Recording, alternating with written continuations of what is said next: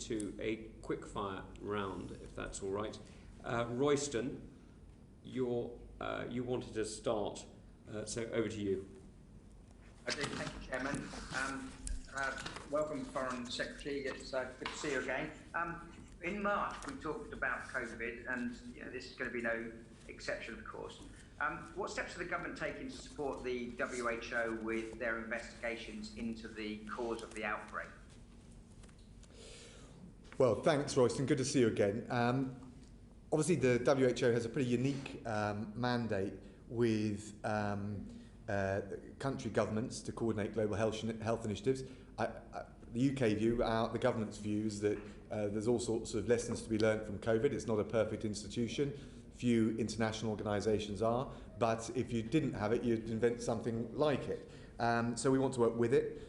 As you know, Royston, the UK is historically the third biggest donor to the WHO behind the US and the Gates Foundation.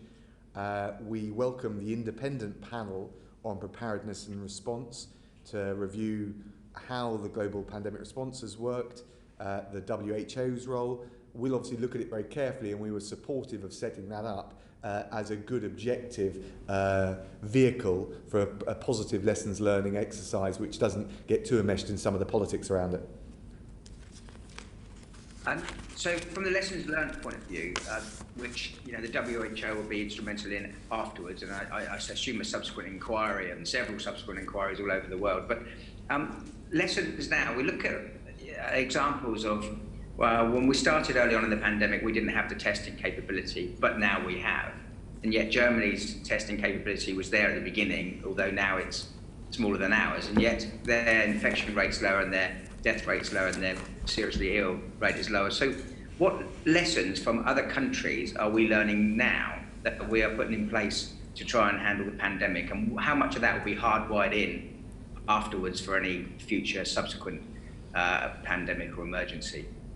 Well, I can speak to some of this, and obviously one of the things that we've done is look at Germany, which is bigger manufacturing base for some of the things that it's been able to do. We've looked at Asia, which was more battle ready, I think partly as a result of going through SARS, swine flu and some of the other pandemics they've experienced, as a result of which they had a bit more operational experience with it, and we've obviously learned a lot through our own domestic experience. I think there is also a bunch of things that we've got right. Obviously the PM and the Health Secretary have talked about the NHS capacity, making sure we had the V beds in place. I think also if you look on the field that comes across my in-tray, the combination of working towards a vaccine with our researchers, but also linking it into our international leadership. So we smashed the Gavi Vaccine Summit target by raising $8.8 billion. That's something the Prime Minister led. And I do think that there's a real UK national interest in this search for equitable global distribution of the vaccine, because whilst our priority number one will always be to protect the British population, the British people, I think we are at risk, all of us, of a threat of a second global wave. So the collaboration, the multilateral learning, I think has also been positive as well. So there's a whole range of suite of things. Obviously on some of the domestic stuff, the Health Secretary will be better placed than me to focus on. But actually in terms of the international space, notwithstanding all the challenges, I think there's been, the UK has demonstrated a very positive leadership role on repatriations, on shoring up the most vulnerable countries, and on the search for a global vaccine. Can I just... Thank you, Chairman. Thank you, Royston. Can I just follow up very briefly on that before we go to Alicia Cairns? How have you instructed embassies and high commissions around the world to do lessons learned exercises from the countries they're in to see which ones have done well? Well, we haven't instituted a formal process, but one of the things, the standing instructions has been to feed back best practice. Obviously, I'm speaking personally to ministers all over the world. I just got back from Vietnam and South Korea.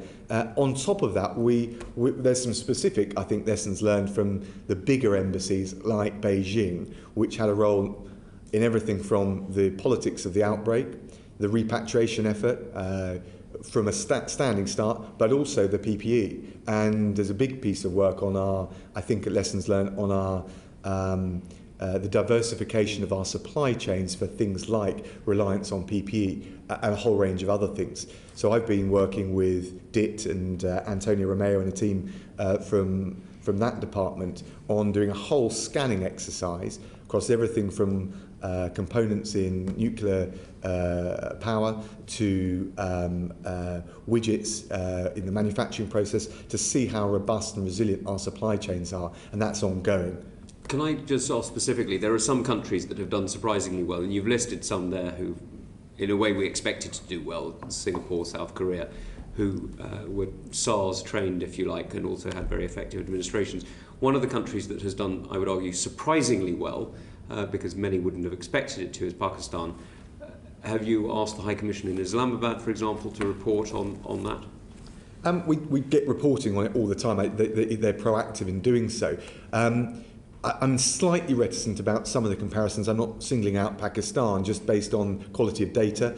And the second thing is I think you've got to be quite careful about demographics. The demographics of the UK population is different. As a result, the impact. What government does is crucially important. It's not the only thing. I think it's clear we have a lot of people, an ageing population, a lot of people living with comorbidity conditions. So that's part of it. So, but the short answer is we get constant feedback from all the embassies, and I'm very happy. If you think there's something particular we should look at in Pakistan, we will do it. But it is an iterative process. Thank you very much. Alicia. Thank you, Chair, and thank you, Foreign Secretary. Following up really from Royston's questions on lessons learned, this committee is doing an inquiry into multilaterals, of which the WHO is one. What are your greatest concerns regarding our ability to counter hostile efforts by states to undermine multilaterals such as the World Health Organization? I didn't quite catch all of it. Do you want to have another go, Alicia? Sorry, the bell the division lobby bell or whatever it was ringing. Well, it's normally my internet, so I guess that's a bit of a relief. So this committee is doing an inquiry into the resilience of multilaterals and how we defend them from those who seek to undermine them. Do you have any particular concerns about specific multilaterals in terms of their efforts to undermine them, such as the World Health Organization? Do you think we're doing enough to reinforce them and build their resilience?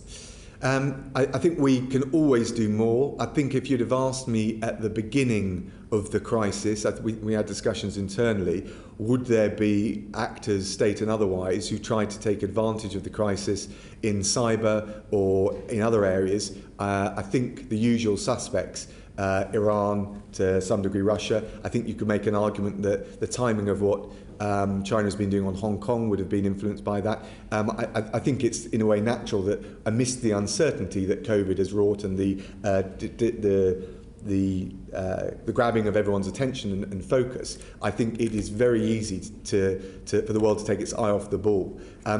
I think your question is probably even more focused on the risk that international organisations become a target. We have a series of work where we cooperate not just with our international bilateral partners, but the international organisations. We're obviously quite careful how we discuss that, but of course, I think that's something that's really important. And the one general point I would make, and it's a sort of strategic point, is I do think we need our multilateral organisations to be in good health, in good spirits, and we do need to support them. None of them are perfect. I've argued in different contexts, as Chris will know, against supranationalism, but that's not the same as multilateralism. And I think all of the kind of state and non-state actors that we would worry about filling the vacuum will do so if we don't conduct ourselves and lead internationally through whether it's the WHO, the WTO, or the wider suite of international organisations. The UK is firmly committed to that. Thank you. Just a final follow-up. In 2020 and 2021, there are going to be 17 elections, the heads of kind of UN specialised agencies, major UN funds, there are wider elections for wider multilaterals. Do you think we're the UK to make sure that the person Sorry, Alicia, you're coming and going, I'm afraid. Can you lean in? Sorry, yes, I shall try. So in 2020 and 2021, there are going to be 17 elections of UN specialised agencies or UN funds. Are we doing enough as the UK to make sure that our person wins those elections and that those backed by Cuba, Iran, China, Russia, those evidence that we've been given aren't winning the heads of those important institutions? Yeah, we do. Look, we've got two obvious big candidacies in play: the ICC and obviously the WTO, and of course we work. Those are the priority ones, top priority ones. But there's also be priority to make sure, even when we're not running a candidate, that the best person for the job, based on their expertise, experience, but also the desire to move things forward politically in a positive way. Actually, I think there were. I'll give you an example. I think if you take the World Intellectual Property Organization election for the head of that, I think there was serious concern, if we're honest, and we should be about in our domestic debate about this, around the Chinese candidate winning that. We supported the Singaporean candidate. I think there was an international division of labour to make the case.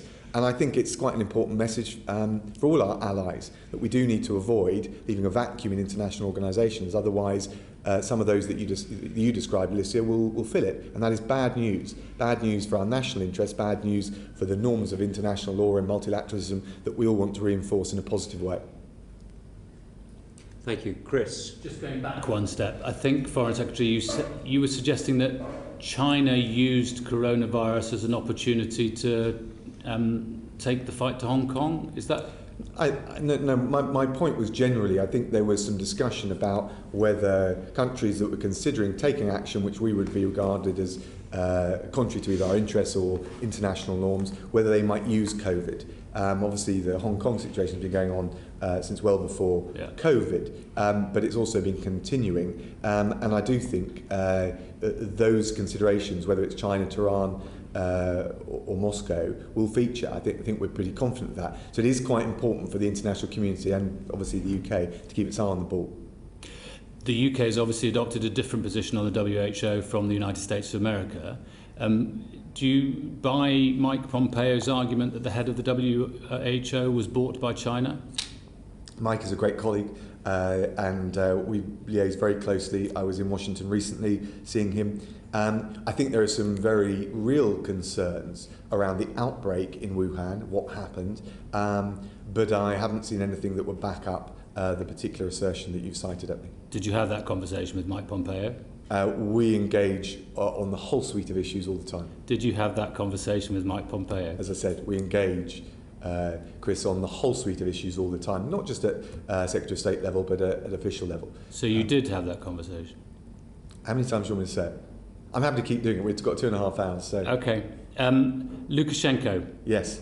Obviously, I'm delighted that with what the UK has done. But could you just explain, do you believe that, because obviously the British set list is slightly different from the EU list, and it's good that the EU have got there now, but is it your understanding that Lukashenko has any UK holdings?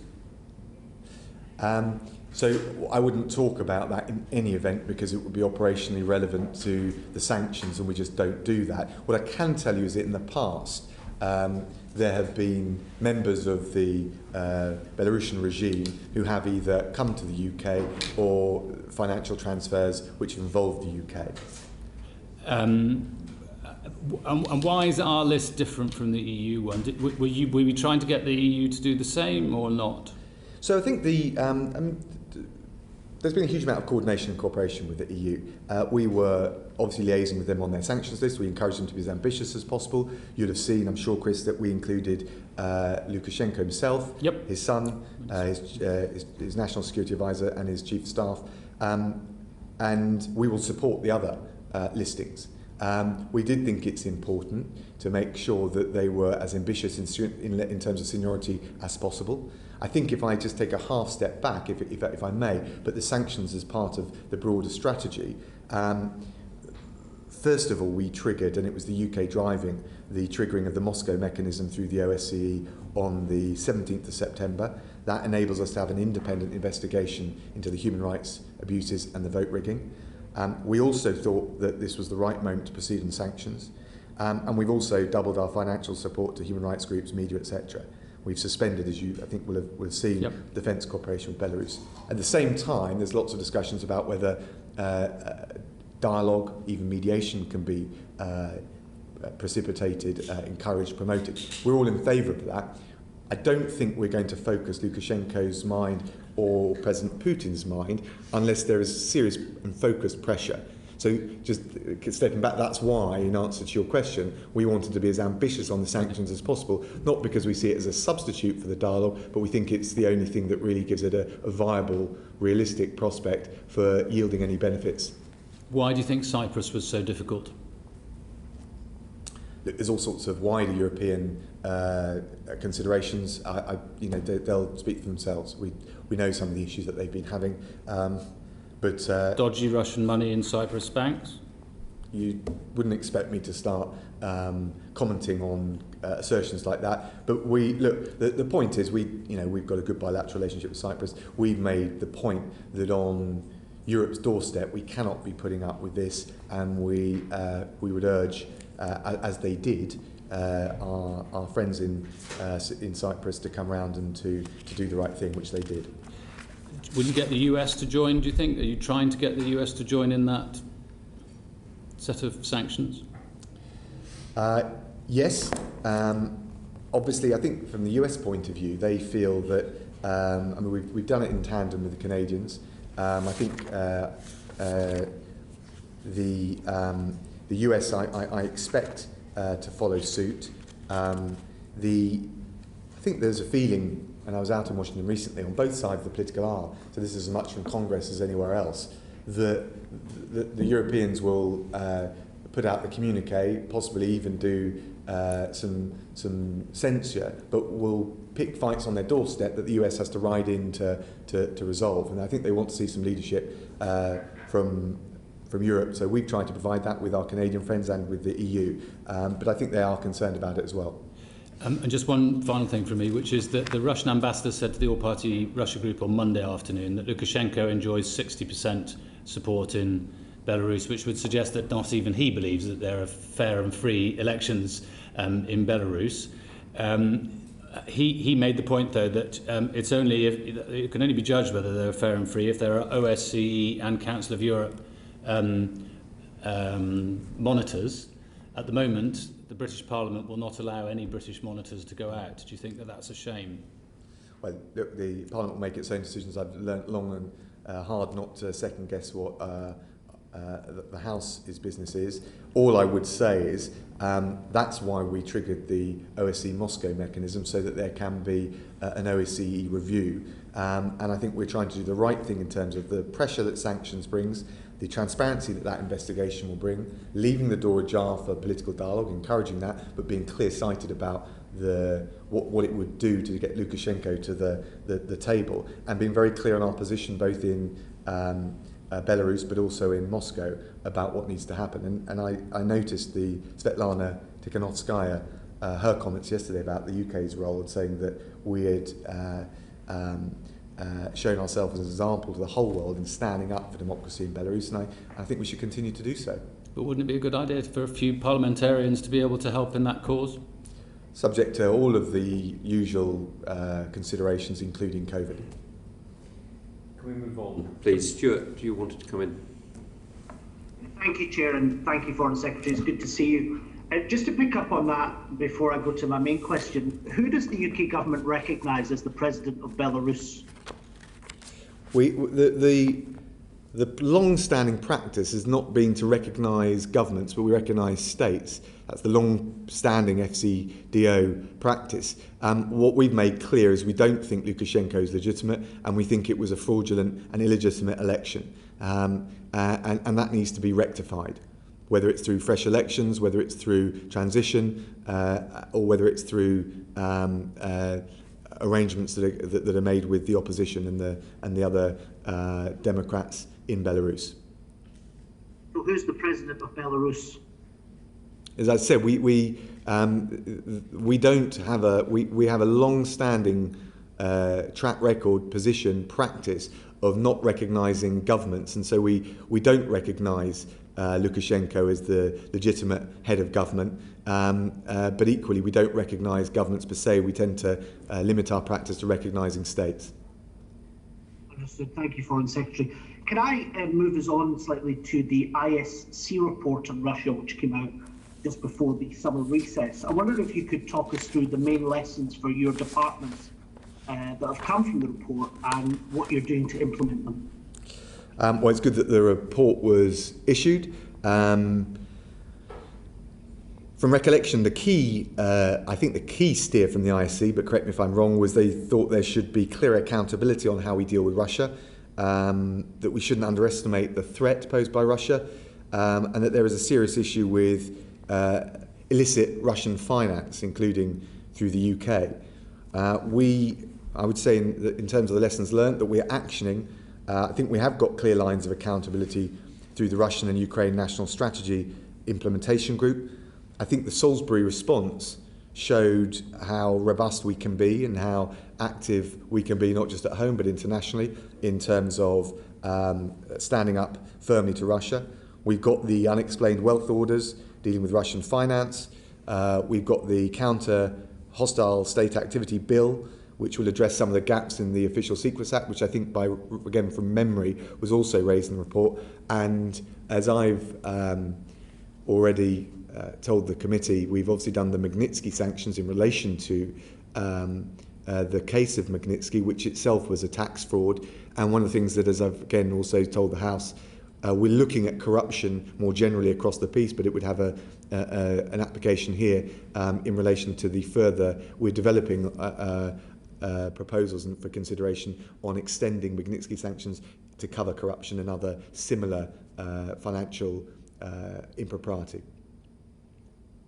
And one of the other things that the report mentioned was that the government hadn't sought to assess whether or not there was any interference, Russian interference, in the 2016 EU referendum. And the report went on to say that that should take place, an assessment should take place by the intelligence community in the UK.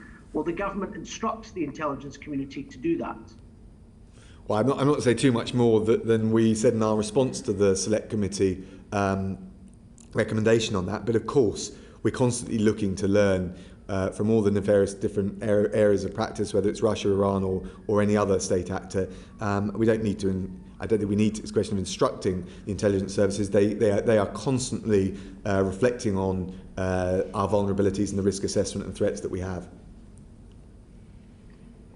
And just to move on slightly again, but staying with the report said that it was widely recognised that Russian intelligence and business in the UK are completely intertwined. What threat do you think that poses to political parties in the United Kingdom? Again, I'd need to come back and give you a more detailed response, and I'm happy to do that. But I think we are alive to the mix that you describe. There has long been concerns around organised crime and its link to the Kremlin. Of course, the Magnitsky case was a very good example of that. And we are constantly alert to it. And I think that the financial tools that the Treasury and in recent legislation that we've brought in have upped our game, but we can always look at further measures to sharpen our cutting edge. Lastly, Chair, if I might, from me, in terms of the recent poisoning of the opposition leader in Russia, Navalny, Mr. Navalny, can we expect British sanctions on the back of that? Well, I mean, the first thing I'd say is we stand steadfast with Germany, which has obviously given care to Alexei Navalny. We've been liaising very closely with them and indeed with our partners in the OPCW.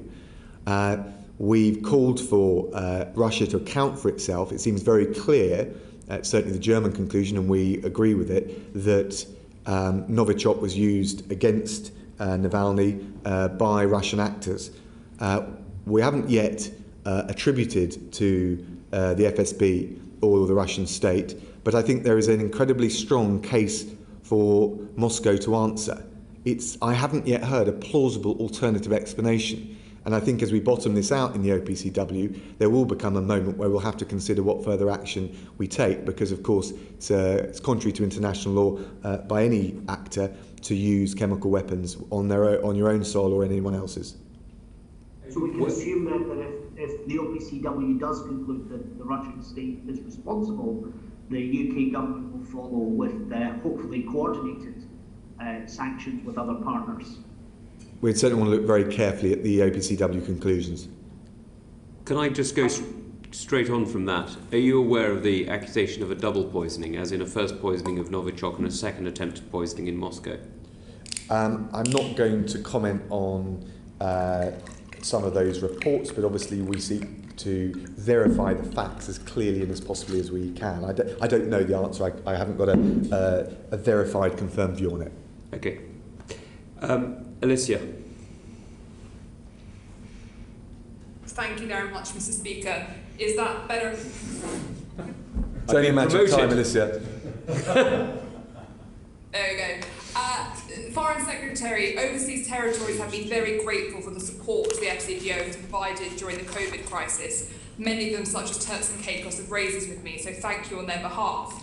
Can I ask, ahead of hurricane season, are we confident that we are in a good place to be able to support our overseas territories and make sure they're resilient as possible to major natural disasters?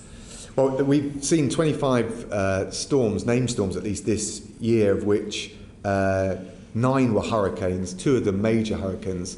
So, I think the prediction is that we'll see a record number of storms this season.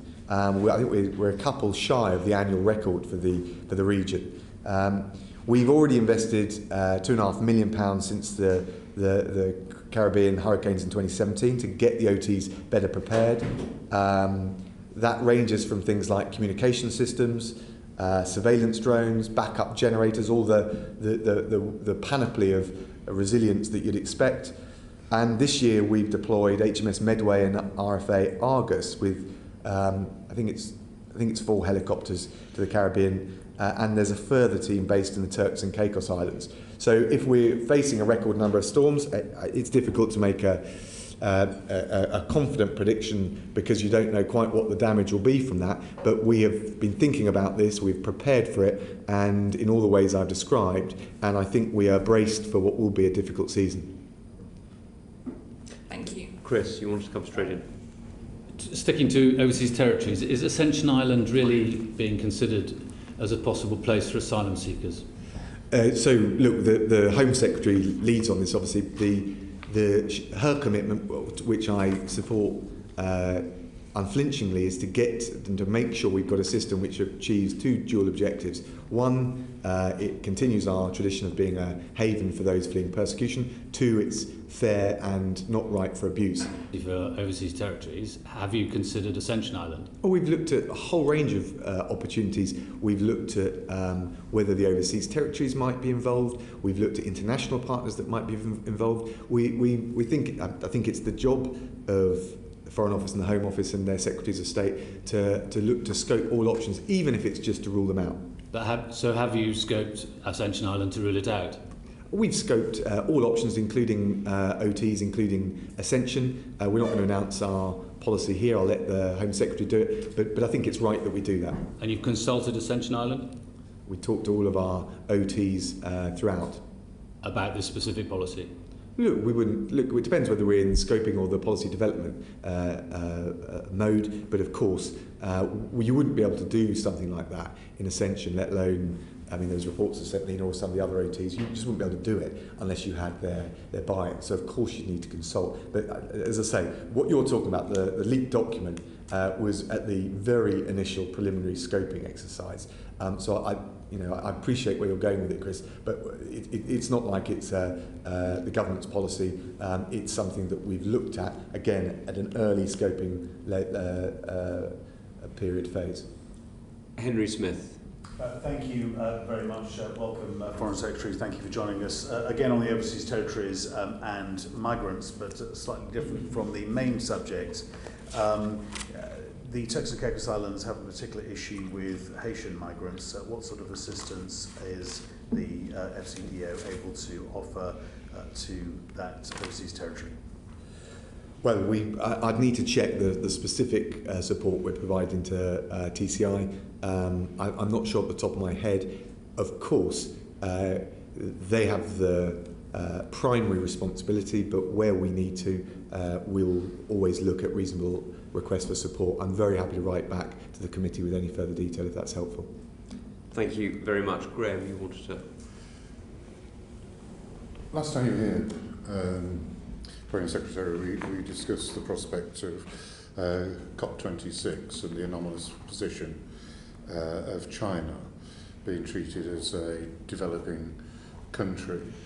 Given the hardening of our position on China, do you still think it's reasonable to sort of bend over backwards and allow China to join COP26 as a developing country with very little commitments to reducing carbon? Well, so I think if you look at what they said most recently on their NDC, actually I think there's starting to be some forward progress, and I think it's important that when we're discussing China, we look at it in a balanced, clear-sighted way. There are opportunities and risks. One of the opportunities is to work with China on climate change. We won't shift the dial unless China shifts the dial. They're the biggest net emitter, but they're also the biggest investor in renewable technologies.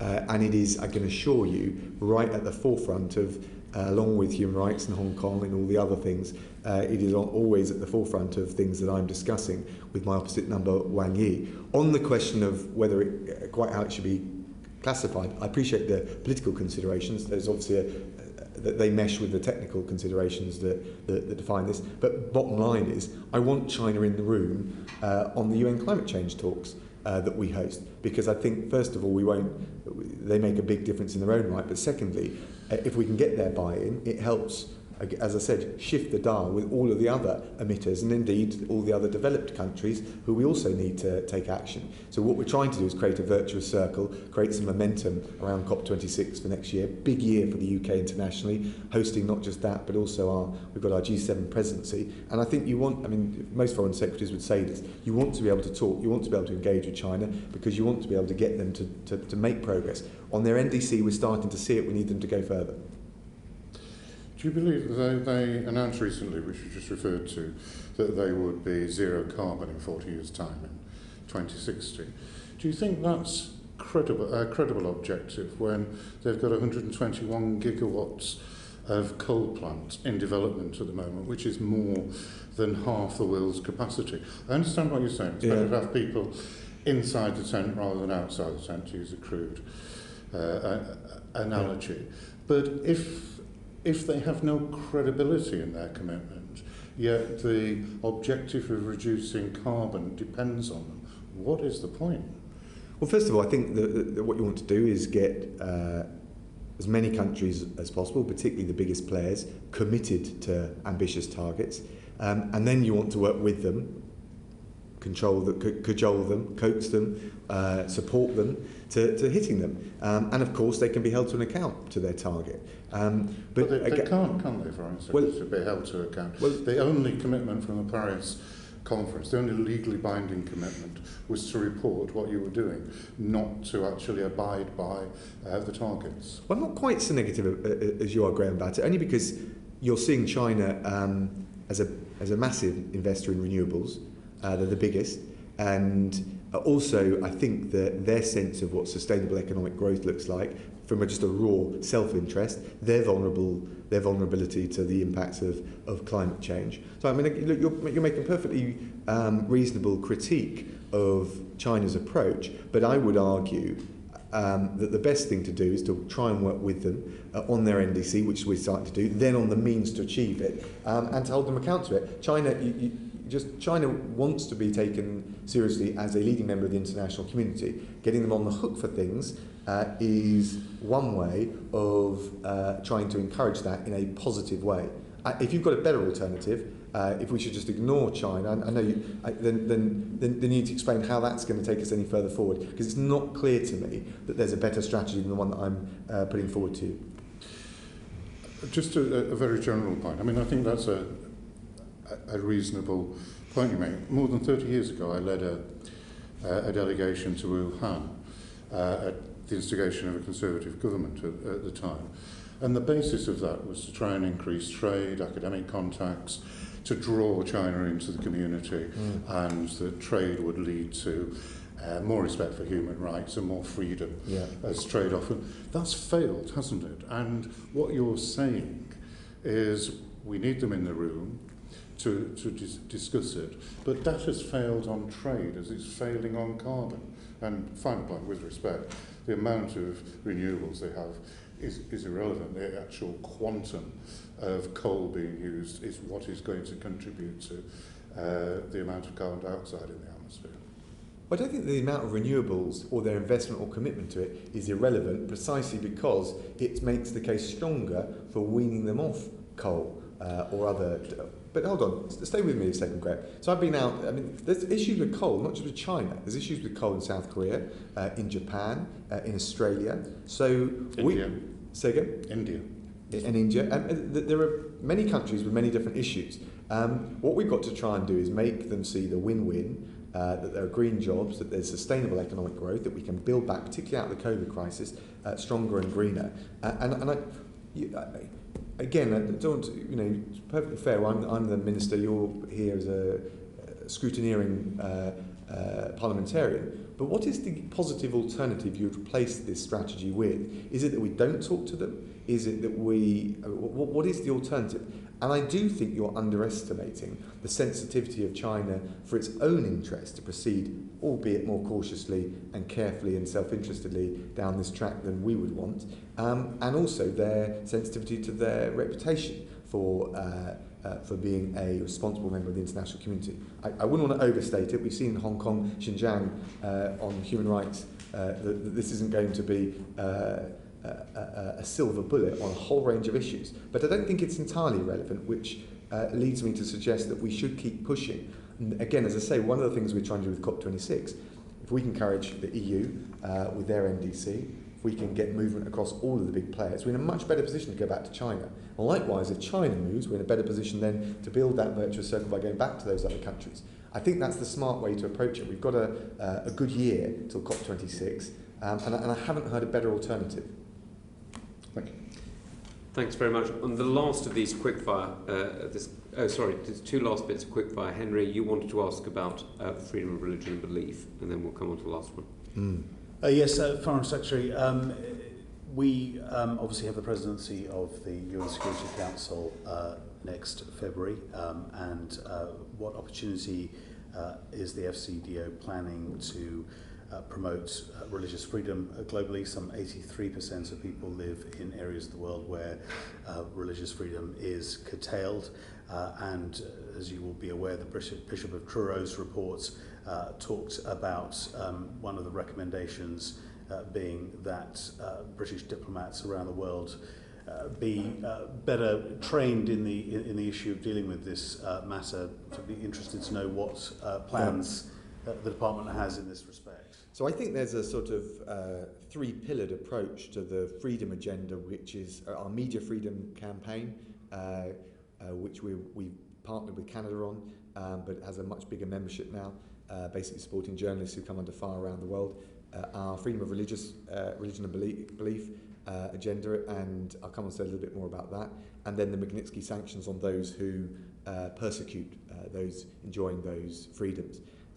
We plan to co-host, subject to COVID of course, an international conference on FORB next year, and I think alongside our G7 presidency priorities, which will include promoting open societies, of which freedom of speech and freedom of religion and belief is a part of it, is going to be an important aspect. So it is very squarely on the agenda, and I pay tribute to Raab Chisti's work on all of this as well. Just off the last one, you'll be aware of what's going on in Azerbaijan and Armenia at the moment. Have you made an assessment on the implications for NATO and overflights towards the east of the so far rather silent response from many NATO countries?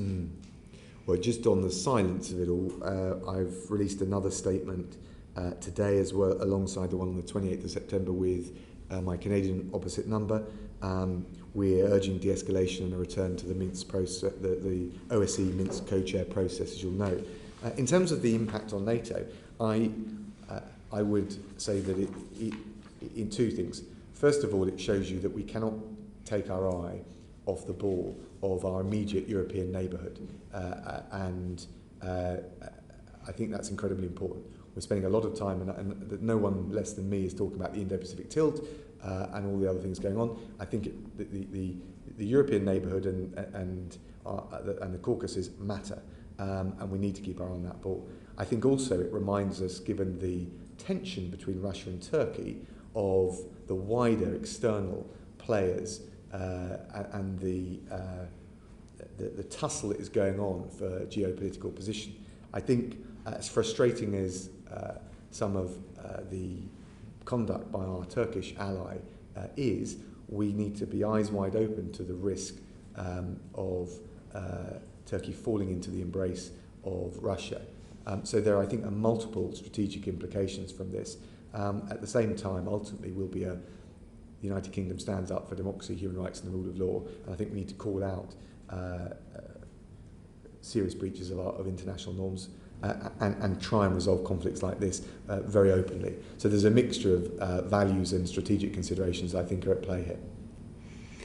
Okay, thank you very much. We'll move on to sections, if I may, and the first of them is on the integrated review. Chris, you want to start?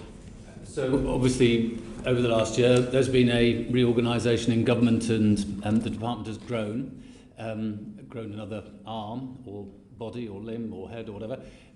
Just have it. Anyway, whatever. It's changed. I just wonder, since those plans were first put together, considering there have been major international developments around the world, whether any of your priorities have changed? Just to be clear, are we talking about the IR or the merger here? The merger. The merger, sorry, I thought we were onto the... Well, we've moved. You've moved. No, we're just trying to throw you. The whole point of the new FCDO is to be agile to the changing agenda. As you know, I don't come on the committee. Certainly don't.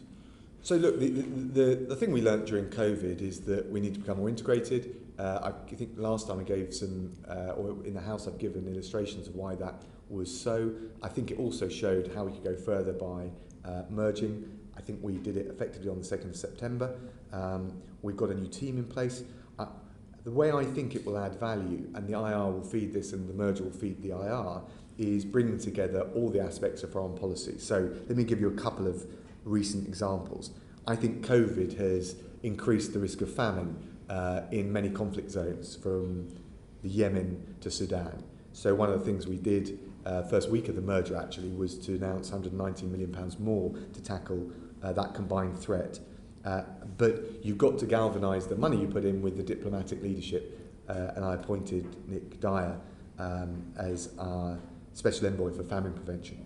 I could give other examples. Yemen, the approach we take to the occupied Palestinian territories where I was recently. There's an interesting statistic that I was looking at before coming here, that 45% of our aid budget, so nearly £7 billion, is spent in fragile or conflict-affected states. My point is we'll have more impact, more bang for taxpayers' buck, if we join together our ODA with our strategic foreign policy priorities. In your speeches when all of this was happening, you spoke a lot about values and how everything we needed to do in this whole sphere across the piece needed to be based on values, but there doesn't seem to be much of that around, so much of that values talk around now. It seems to be rather more mercantilist.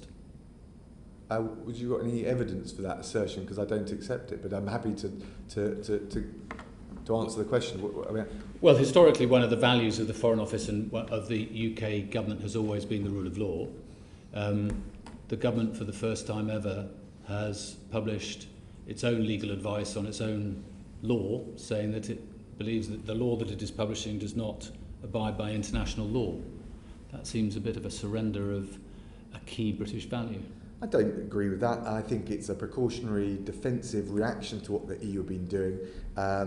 And I have to say, whilst of course there is the Brexit drama going on, in that we're at the 11th hour of the FTA negotiations, when I leave the UK, and indeed I'm not talking about Brexit with my European doctors, no one thinks that the UK is anything other than a stalwart, reliable defender of the international rule of law.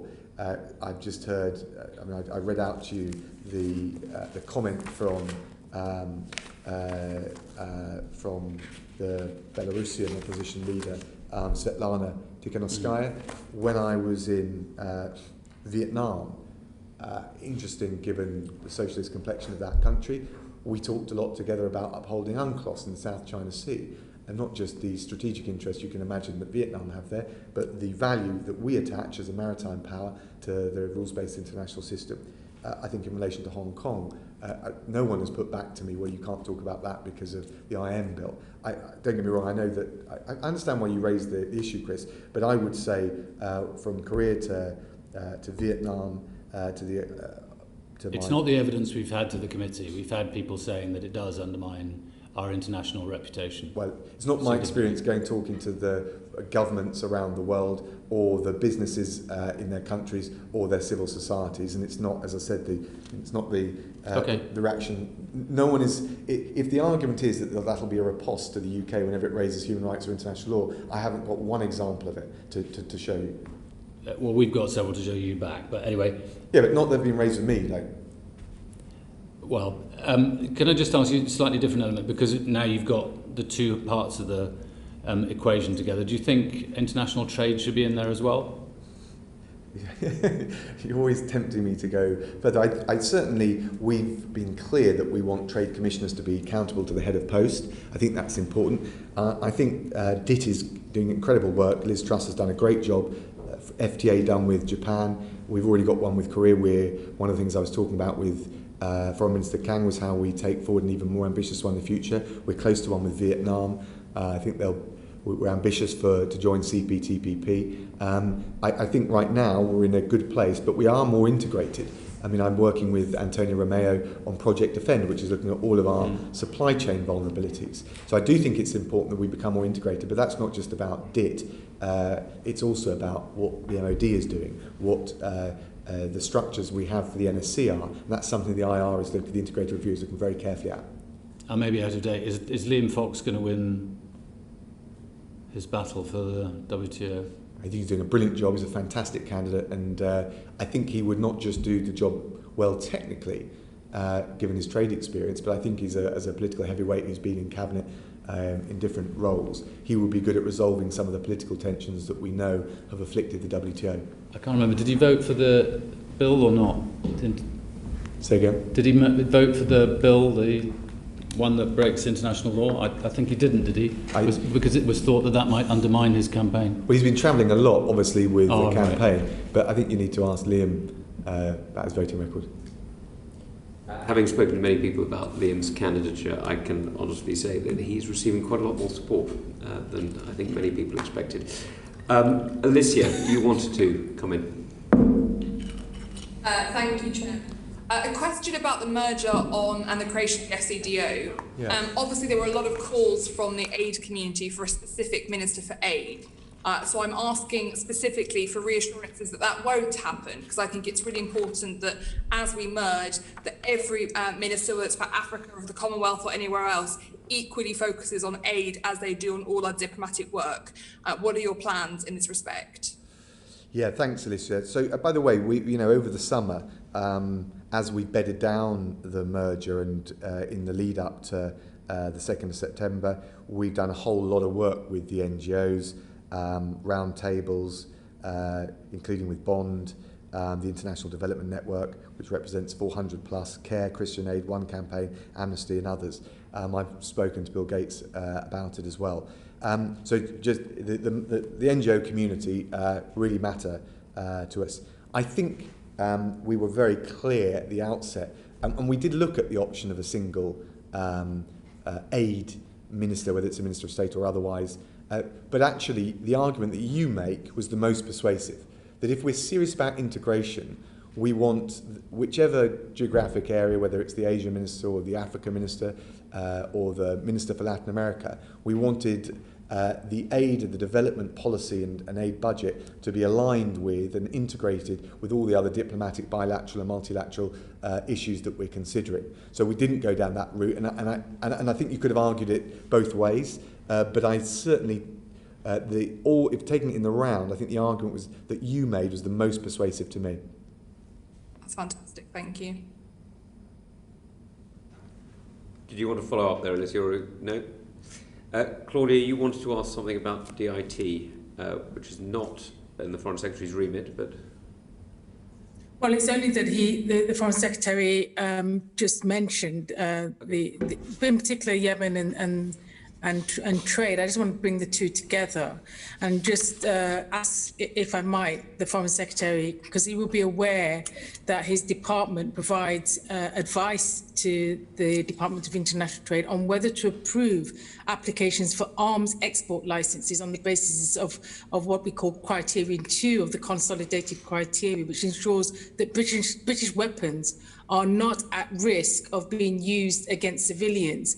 And he will know in terms of Yemen that the Court of Appeal last year actually found that ministerial approvals, indeed of arms export, had been made illegally because these rules on civilian protections were simply disregarded throughout 2016-2019, during which tens of thousands of bombs were dropped on schools, hospitals and water infrastructure in Yemen. And I just wondered if the Foreign Secretary could explain to the committee why the Foreign and Commonwealth Office, which was run for, I guess, for the most part of that period by the Prime Minister, why it did not factor in the threat to civilians in Yemen of British exports to Saudi Arabia.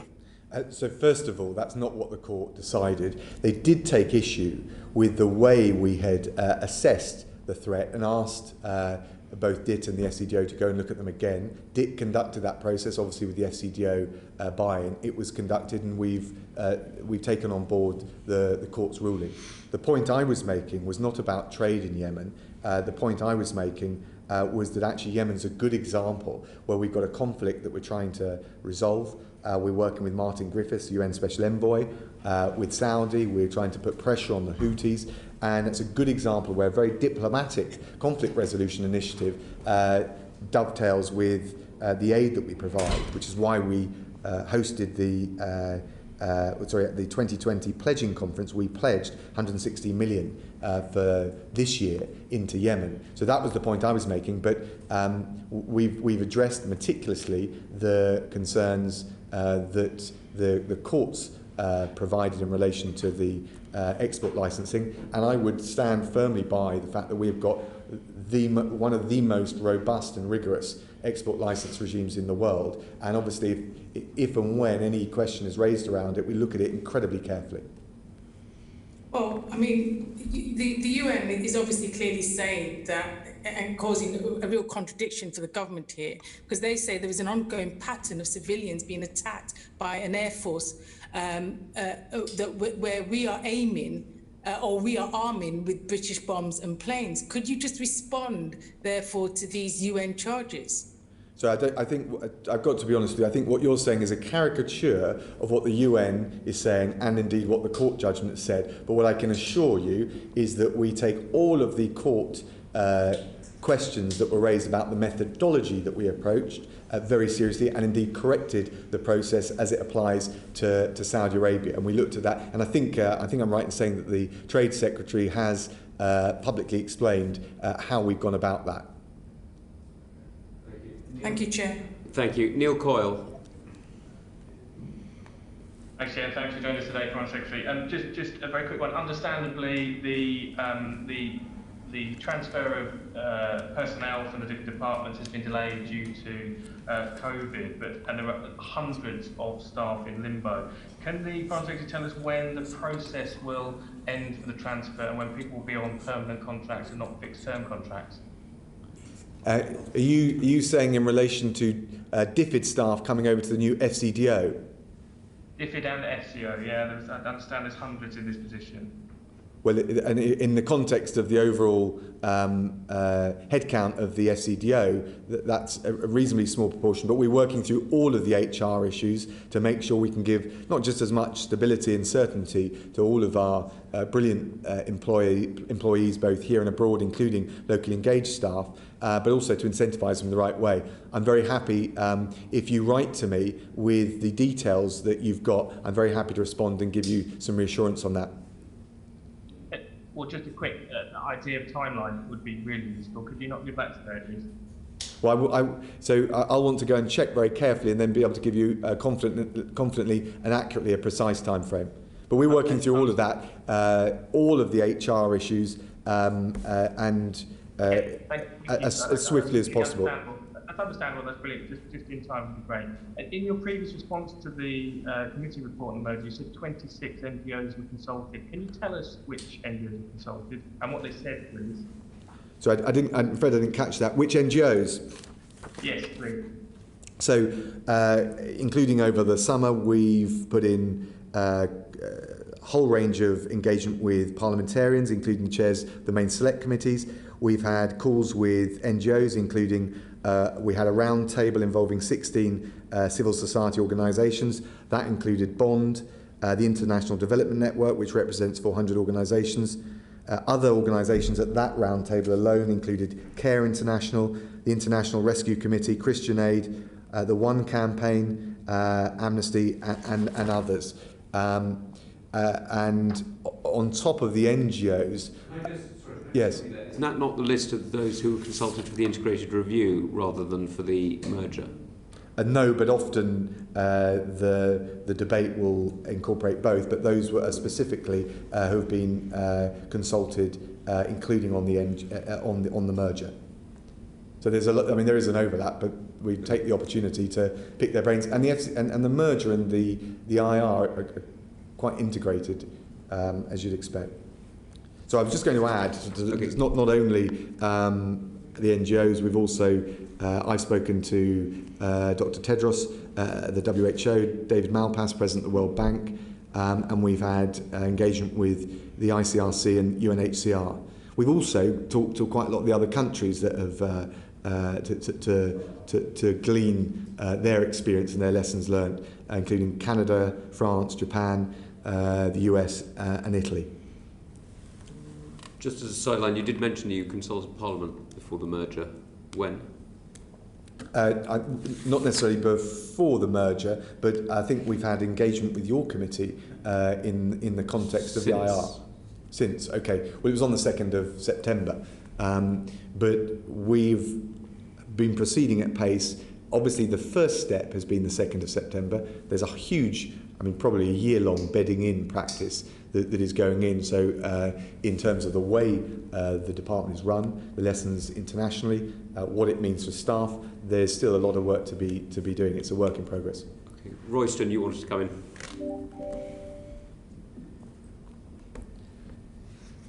You're still on mute, I'm afraid, Royston. You would think by now that we would be used to this, wouldn't you? Foreign Secretary, can I ask you, what is your foreign policy priority? What is your one foreign policy priority? I'm not sure I've got just one, but I think one thing which is really important coming out of the integrated review is the Indo-Pacific tilt. I've been out 3 times to the region. I've just got back from Vietnam and Korea. I can see all sorts of reasons for it. The growth opportunities in trade, investment and business over the next 10, 20, 30 years. I think for SMEs and UK exports, there's huge growth opportunities there. I think also, by the way, some of that trade liberalisation will be good for consumers here at home. I think in terms of, we talk often, and I've lamented a little bit, the intellectual laziness or lack of bandwidth in the debate on foreign policy, which is always around the very big players. And they all, of course, matter, whether it's the EU, China, the US. But I think also there are a whole range of mid-sized players who have got wide economic and political and values overlap with us. So I think Korea, for example, I think Korea has got one of the closest voting records to the UK in any international organisation. So it was very good to talk to Foreign Minister Kang about all of those areas. Vietnam, not necessarily, as I mentioned before, a country that you'd think we had lots of shared values because of the different political makeup of our governments and systems. Actually, on the UN Convention on the Law of the Sea, I think if you think of the presence of China and what it means for global trends, being more active and energetic in that region is critically important. So I think you'll see a lot more foreign secretaries and ministers generally treading that path. And I think that's where a lot of the opportunities and also the risk management in the next 20, 30 years will be. Can I just interrupt before I go back to you, Royston, just 1 second? You've spoken time and again about values, and certainly you've emphasised your human rights credentials from your time as a lawyer with the Foreign Office as well as your time now. Do you recognise the report that the Foreign Office put out on Vietnam criticising the harassment of protesters and the oppression of many civil rights activists? Yeah, and I raised that issue. I think it's really so. As we have with China, as we will do with any partner we engage, I think you need to be clear-eyed and actually, if you're building a mature, lasting partnership and engagement strategy, you need to be able to talk about the difficult things as well as the opportunities. I think we just need to be both flexible and robust in doing so. So, I mean, I've raised human rights when I was in Hanoi.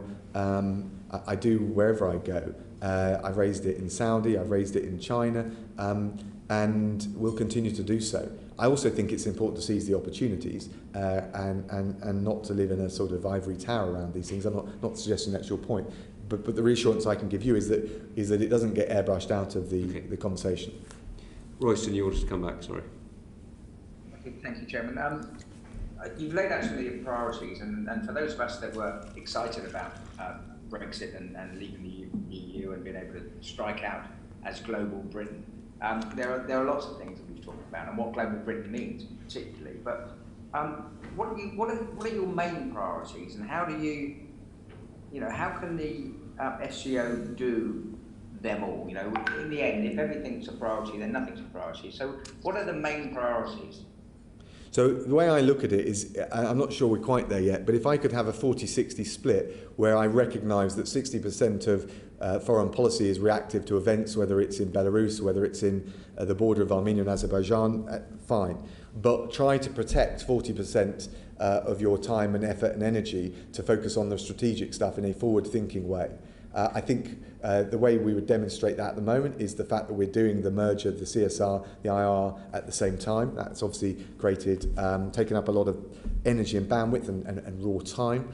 And I think it's absolutely crucial that you don't think you can do it all. So when I talk about if you talk about relationships, you can make a really strong, compelling case for us to be more active in every corner of the world. But I do think, as well as our traditional relationships, which we're not neglecting, if you ask me to carve out an area for extra attention, extra investment, extra time spent, it is in the Indo-Pacific region. Now that obviously breaks down, there's a lot of different countries out there, so it's a wide area in of and as of itself, and there are lots of themes from trade to security that go with it. But I would say that proactively, strategically, that would be my priority for global Britain.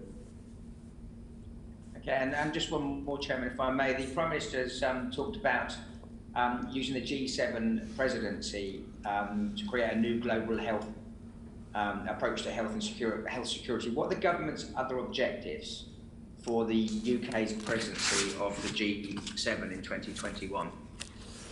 I think it's a great question. We're formulating them as we speak, but what I would say is the way I would see it is in 2 or 3 brackets.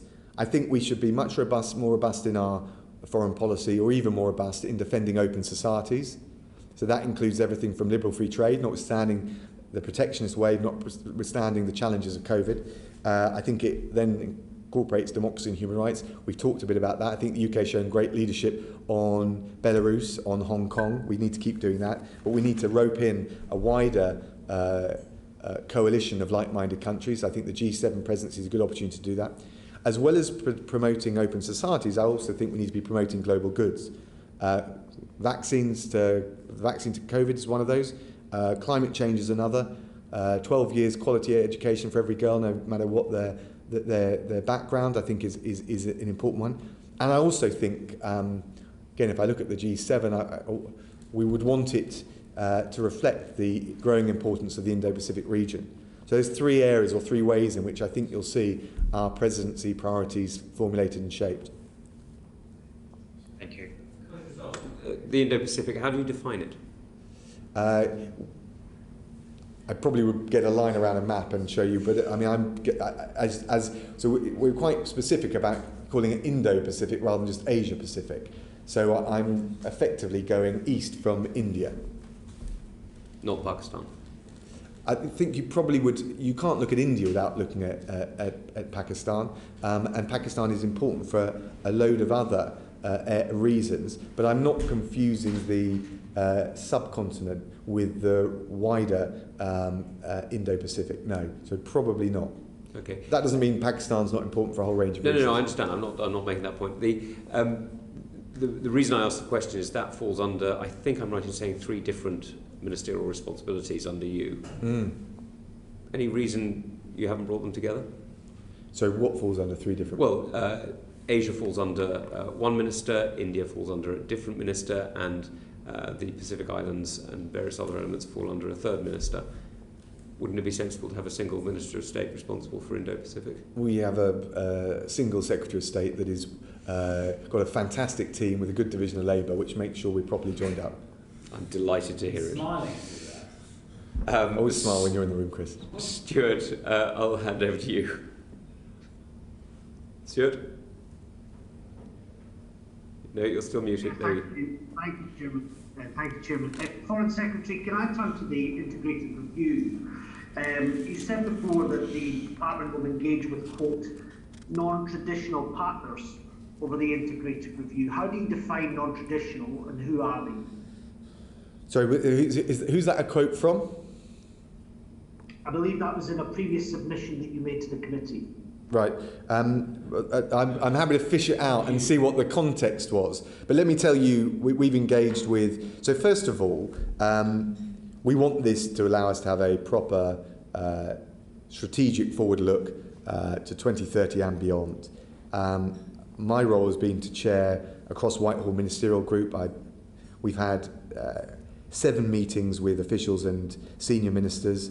In fact, we've had 8 because I had just come from one. We've got 1 more to come, and it is broken down into a range of key themes: the UK's place in the world, the role of tech, both the potential but the risk, obviously from cyber, defence and security, how we integrate our aid and development policy, and resilience.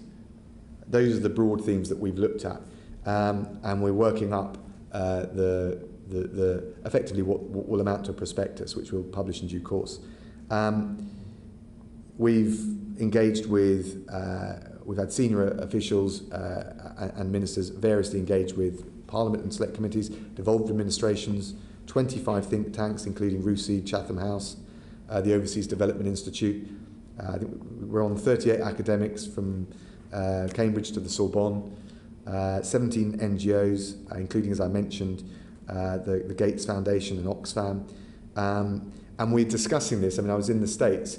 I was quite interested with how much interest and appetite there was from Jerusalem to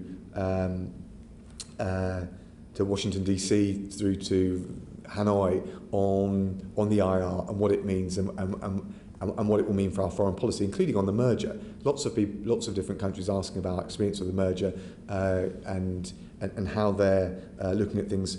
So we've tried to tap as much of our network, governmental and non-governmental, as possible. It's good to hear you've spoken to devolved administrations. You'll recall, I'm sure, my SNP predecessor on this committee, Stephen Gethens, who was always keen on the idea of decentralising foreign policy to other parts of the UK. So I'm pleased to hear that's happening. Back in April, the then Permanent Undersecretary, Sir Simon MacDonald, said that the committee could have a list of all the countries consulted as part of the review. But we've now been told that we can't have that due to diplomatic sensitivities. Why? I'm happy to go and take a look at it, but the truth is we engage one way or another with almost every international partner on these issues, and whether it's through telegrams, letters or advice, we integrate that in. I'm happy to go and look again if there's a question about a list of the countries that we've actually had contact with, and I can check that for you. So we can perhaps get back to the original position of getting that list, you reckon? I'm sorry, the line comes and goes if you don't lean forward, forgive me. Apologies. I take it then we can look forward to getting that list. I'll do a follow-up. Well, you look forward to my response to your query. But I will. But of course, I look at these things very seriously in good faith. This committee's, I think, one of the preeminent ones in Parliament. I take its work very seriously, and I've got already here a script, as well as my assiduous private office here, a list of action points, as I always do when I come here, to make sure I get back to you on any points that you've raised and I've not been in a position to respond to. I'm grateful. Can I take you forward then, because you mentioned the key areas that you're going to look at in the integrated review, and you once wrote to the committee saying that policy should be, quote, based on values as much as it is on core interests. But the emphasis these days, and perhaps Chris Bryan touched on this earlier, switches to striking the right balance between economic opportunity and security. And in the documents about the integrated review, it doesn't mention either democracy or human rights. So could you just explain the discrepancy that seems to have worked itself in over time there, between something that was going to be based on values and core interests to then not mentioning things like democracy or human rights?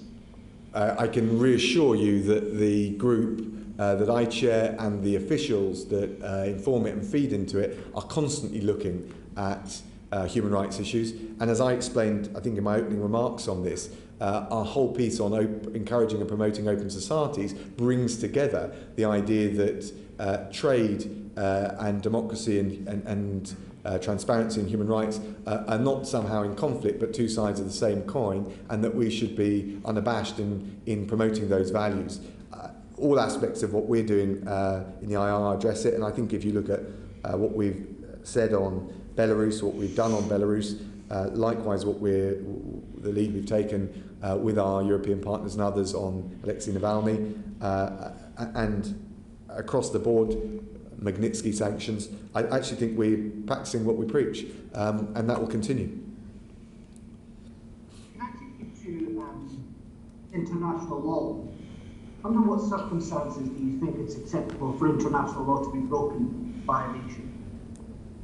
I don't think you can answer that in abstract as a former Foreign Office lawyer would be my answer. I think also you have to be quite careful about the extent to which you're responding to a prior breach or threat to either a treaty obligation or customary rule of international law. But fundamentally, I don't think you can. I don't think I will get into the business of answering hypotheticals. But of course, we haven't broken international law. What we have made clear is that the integrity of the United Kingdom is crucial. We've responded to, frankly, some of the aggressive behaviour in the Joint Committee, which I think would put at risk the Good Friday Agreement, which represents obligations we're all signed up to. And I'm confident that with goodwill on all sides we can resolve those issues. As I was actually thinking more of the British Sino agreement on Hong Kong, Foreign Secretary. Do you think that there's any circumstances in which it was acceptable to breach that? The UK has not breached it, we've lived up to it, and we call on China to do so. That's my point. So there is no excuse for China breaching it, is what I'm getting at. I think what you're trying to neatly do is draw some moral equivalence between, or substantial equivalence between the two, and I think I think it's crazy. I think it's absolute nonsense.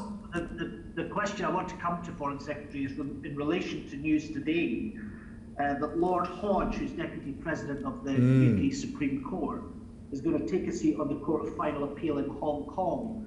And I want to get your assessment as to what that says in terms of the upholding of things like democracy, human rights, and the rule of law. How comfortable are you as Foreign Secretary with Lord Hodge taking up that place on the Hong Kong court? So first of all, those appointments are obviously made independently, but what I would say is this. First of all, I think it's finely balanced judgment call. The national security legislation has been introduced, but the way it's applied, including by the courts, brings into question not just the freedoms that the people of Hong Kong are entitled to under the Joint Declaration, but separately the autonomy, not just of its political institutions, but of its judiciary. And I think there could become a point at which it becomes deeply uncomfortable. Equally, I noted that the Hong Kong Bar has put in a plea that international judges don't just flee the Hong Kong courts at this point in time, because that would make matters worse, whereas they may actually have a positive effect. I don't judge that one or another. I'm just presenting the two arguments. But what I'm doing with the Lord Chancellor, I can tell you, is consulting with the President of the Supreme Court on what the correct approach will be. And I think what needs to be really clear is if the autonomy of the judiciary is at threat, we don't have British judges giving a veneer of legitimacy to it. What's going to happen here, though, is it not? Sorry, can you lean forward, Stuart? Forgive me, we can't hear you. Sorry, my question is that when you mention a veneer of legitimacy, that's essentially what will happen here, is it not? Well, you're speculating, but the point is we haven't had cases go up under the national security legislation to the higher judicial authorities in Hong Kong, and the question would be to what extent that they provide a check or a balance. I think it is worth trying to maintain the guarantor function that the international judges have, as long as it doesn't become, as I said, a veneer of legitimacy on something which is a breach not just of the freedoms of the people of Hong Kong, but also on the judicial autonomy. That will become, and as I think our discussion, but also the comments of those who are actually in Hong Kong, including the Hong Kong Bar, make clear, that is a very finely balanced judgment call. So the Lord Chancellor and I will be consulting with the Supreme Court on that, although, as I say, the process is handled independently. Finally, if I might, related slightly, I suppose, can we expect to see post-publication of the integrated review? Can we expect to see the government give greater significance through the Foreign Office, the Cabinet Office, the MOD perhaps, to addressing hybrid threats that the UK faces? It strikes me that it's something, whenever I've tried to raise it before, it tends to go to the Cabinet Office, but it strikes me as something that perhaps the Foreign Office should take a greater lead in. And should we be looking to do similar to, say, countries like Poland or the Baltic states, and start appointing ambassadors for hybrid affairs who can better coordinate and learn internationally how best to counter hybrid threats? I think the hybrid threat piece is complex and challenging. I think all I'd say at this point is I can reassure you that, and I think my themes brought it out in different ways, we're looking at that whole range of those threats and challenges within the context of the IR. Thank you. Can I just go back over a couple of issues that I wanted to pick up on, Sure. Foreign Secretary? First of all, you said that the Internal Markets Bill did not break international law. Do you therefore, are you correcting the Secretary of State for Northern Ireland? No, I'm not correcting. It hasn't been, the provisions haven't been applied in the way that would create the tension described. So the statement made by the Secretary of State for Northern Ireland is not one that you would have repeated? No, but look, all ministers and politicians and indeed individuals choose their words carefully in their own way. I'm making the point of fact. Okay. Do you agree that the new Hong Kong Security Bill breaches the basic law? I've said all along, I think it violates the autonomy and the freedoms, and we set that out quite clearly. Oh, sorry, the basic law rather than the joint declaration.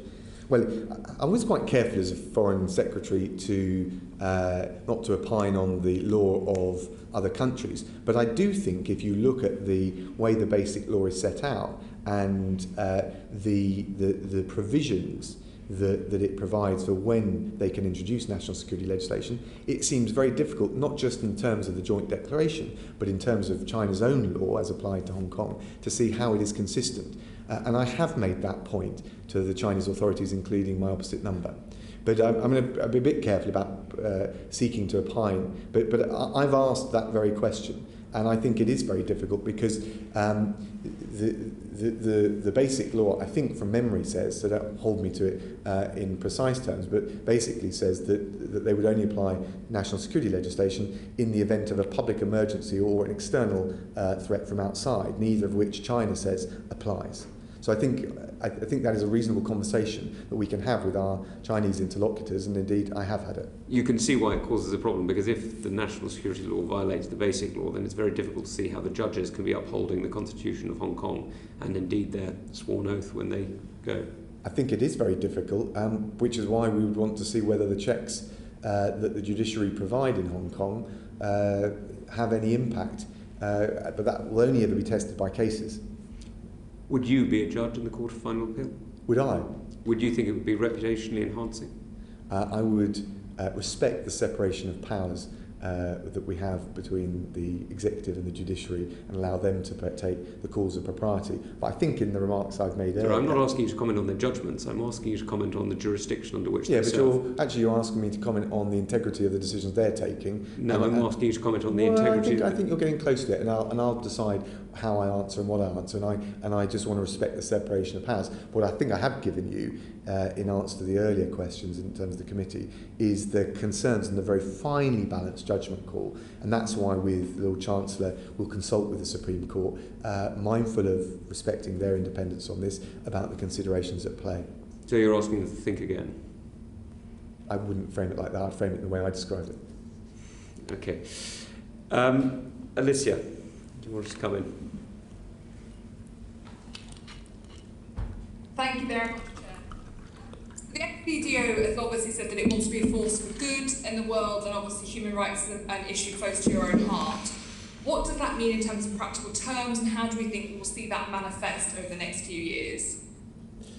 Well, I think I talked about the three pillars around freedom of media freedom, protecting journalists, FORB and Magnitsky. They're not static. So on media freedom, we've got work and different KPIs for swelling the ranks of the coalition, raising money to support journalists, getting countries who are willing but not necessarily yet technically able to protect media freedoms to try and work with them. We have a high-level panel doing that kind of work. So pushing and progressing all of that work forward, I think is really important. On FORB, we want to broaden that coalition. We want to host a conference in the UK, or co-hosting. I think we're co-hosting a conference, but certainly take a lead in pressing that forward next year. And obviously on Magnitsky, as I've said, we constantly look at new designations and indeed extending the sanctions regime on human rights to cover corruption as well. Thank you. And on corruption, for the sanctions, are you looking at that also those who profit from it, and not just those who solely carry out that corruption kind of throughout the entire chain? And then also specifically, can you update us on any plans there are to support the Uyghur community through sanctions? On the original Magnitsky sanctions, we included those who profit from the human rights abuses. So that may well be a model, depending on quite how we define corruption and the associated offences that we would look at in relation to corruption. I think it makes sense. In relation to human rights abuses, did you mention Xinjiang? Was it the Uyghurs? Yes. Yeah. Look, we've been very clear about this.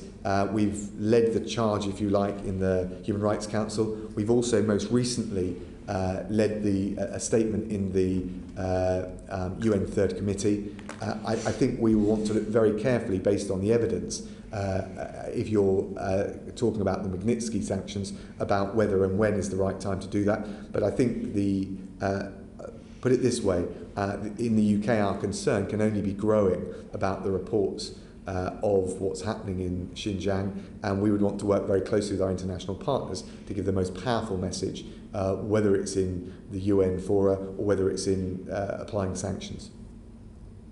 Thank you. I think there's no question that the UK has been an advocate for the Uyghur people. However, what we haven't done as yet is classify what's happening to that ethnic minority as a genocide. And when there is clear evidence of forced sterilisation of women, of torture, of mass labour, slave labour, and far worse beyond that, how far can we be in terms of the legal team ascertaining that to be a genocide? And surely, even if we just consider it to be a mass human rights atrocity, surely that means that we should be reconsidering, for example, whether we should be attending the 2022 Beijing Olympics or not. And would you have us not attend the Beijing Olympics? Well, on your question of genocide, I'm afraid the lawyer in me comes out a little bit, which is I've made clear that there is evidence of serious and egregious human rights violations, gross human rights violations. On genocide, the challenge has been, I say this as a former war crimes lawyer, is that you've got to demonstrate that not only was it a destruction of a minority, however that's classified, but with the deliberate intention of destroying it as such. And that's always been the challenge with the definition of genocide. But certainly I think the more that we see of that evidence, and I think the more the international community addresses its mind to it, the more I think we do need to look very carefully at what action we take. I think the concerns of what's happening to the Uyghurs, the detention, the mistreatment, the forced sterilisation, is something that we cannot just turn away from. But obviously we want to gather the evidence carefully and work very closely with our international partners. And that's what we're doing. As I said, we have led the way, not just in the Human Rights Council, but in the Third Committee in the UN, and will continue to do so. So do you agree that, for example, not going to the 2022 Beijing Olympics will send a strong signal that we will not take part in activities which essentially are a platform for a country that's committing appalling human rights atrocities, even if we won't accept it as genocide as yet? Generally speaking, my instinct is to separate sport from diplomacy and politics, but there comes a point where that may not be possible. I would say let's gather the evidence, let's work with our international partners, and let's consider in the round what further action we need to take. Thank you. Can I just come straight off the back of that? His Royal Highness the Duke of Cambridge very often attends international sporting events on behalf of Her Majesty's government. Will you be encouraging him to attend? Look, I will, as I said, that will be a corollary of the wider process of evaluating the evidence and working with our international partners and whatever further decisions we come to. Oh, just to be clear, it's not his choice. He would only attend on behalf of the government, so it would be your choice and the Prime Minister's. Well, then we obviously would want to look at that very closely and carefully. Okay, and then on the question of genocide, you're the lawyer, not me, and I take your point. Other lawyers, Ben Emerson included, have cited the cultural destruction, the forced sterilisation, many other different areas, as giving cause for the evidence of intent that you speak of. Mm. Clearly there's a line here, possibly a narrow one, between the two of you. How much more evidence do you think you need to see? So again, look, I think particularly these days you can always find a lawyer or a scientist who will disagree with something the government's doing. But the reality is it's not just a question of showing that they've been targeted of minorities of whichever description. It is establishing that they've been targeted as a minority, not just because they're a nuisance and they're raising concerns. That's always, I mean, just putting this case aside, that's always been the challenge in any, certainly when you've been in a war crime tribunal, establishing a case. We'll obviously look at this very carefully, but the trigger of genocide not only requires a very particular set of evidential burdens, it also then triggers a whole range of consequences. So I think it's right to look at that very carefully. Ben Emerson, back when I was a lawyer at Liberty, I took a case to the ECHR with Ben Emerson. I hold him in very high regard. We look at very carefully what he said. But you know, lawyers will differ on precisely when the definitions are reached. I appreciate that. It's just that clearly the detention camps that we're seeing forcing the Chinese language and silencing the Uyghur tongue and the various disruptions of cultural monuments, including, as you know, the mosque in Kashgar and many other parts of Western China, does seem to indicate that it is a particular group that is being targeted for its cultural, religious and social observations, not just a minority which may or may not be problematic. Yeah, but you can't just I mean, again, it seemed to, we need to establish, and I think it's harder to get over that line. But look, to be honest with you, my view is that there are egregious human rights abuses. We need to call them out. We need to hold China to account. Frankly, what the precise legal label does have implications, but actually it shouldn't distract us from saying that this is appalling. We condemn it, and I think we need to be making the point to China as a country which rightly has expectations to be treated as a leading member of the international community, that this is at odds with the responsibilities that come with a leading member of the international community. Graham, you want to?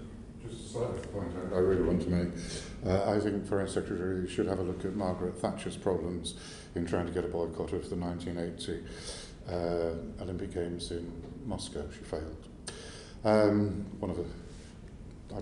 point that out. It's not a question, it's a piece of advice. Whether it's technically a genocide or not, there are appalling things happening in Western China, and I agree with that. I represent a significant Jewish community who write to me regularly, and basically the burden of their argument is, we were promised it would never happen again, the Holocaust. It is happening in Western China. What are we going to do about it? I realise militarily there's nothing we can do about it. But one of the surprises that they point out is that there are many Muslim countries around the world who are amazingly silent on the issue, and I'd like to ask you whether you've contacted those Muslim countries to see if they will put pressure on. And within this country and Europe, the Holy See and the Archbishop of Canterbury have also been quiet on this issue. Are you trying to use your contacts to get these very influential countries and religious groups to put pressure on the Chinese? Yeah. First of all, look, it's not far be it from me. I mean, I agree with your basic point that they're egregious human rights abuses. I'm not quite sure, as I said this, as the son of a Holocaust refugee, that there is equivalence between what's happening in Xinjiang, as appalling as it is, with the gas chambers of Auschwitz. I'm not quite sure we're at that level yet.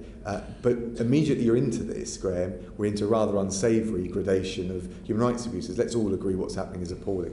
I think you make a good point about why there are so few Muslim countries speaking up on this. And I raise it with all of my counterparts. Obviously, China has huge heft, economic, political heft, and the question is to what extent that is eclipsing others from speaking out when you'd have thought they might, should and would. I think you make a good point. Yeah, I don't think my constituents are saying this is Germany 1944. They're saying it is the thin end of the wedge. Right. So from Germany in 1935 or thereabouts. That's their point. But it does take us back to the discussion we were having before about the relationship with China, and whether involving them in international bodies, whether it's the World Health Organization, the International Olympics Committee, or other organizations, whether it's working. And isn't this an indication that we should be more hawkish with China than we have been? It doesn't seem either on carbon or on human rights involving China is working at the moment. Well, I would say that the UK has been leading in terms of human rights and been willing to go out on a limb more than pretty much any other country, not just of itself, but also in terms of leading the way and marshalling other countries. I appreciate you want to urge us to be more hawkish. I think we need to recognise the reality of China and try and influence its conduct in a positive way as best we can. I'm not sure, I wasn't clear whether your hawkishness extended to trying to eject them from international organisations.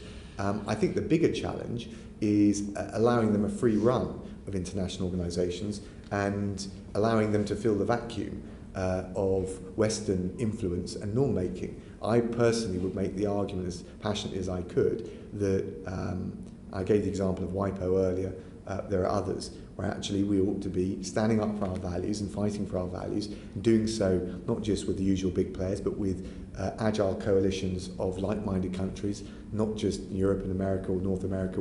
I do a lot of work with my Canadian opposite number, Foreign Minister Champagne, but also in Southeast Asia, where there are countries that do believe in the international rule of law and do not want it crashed or remade in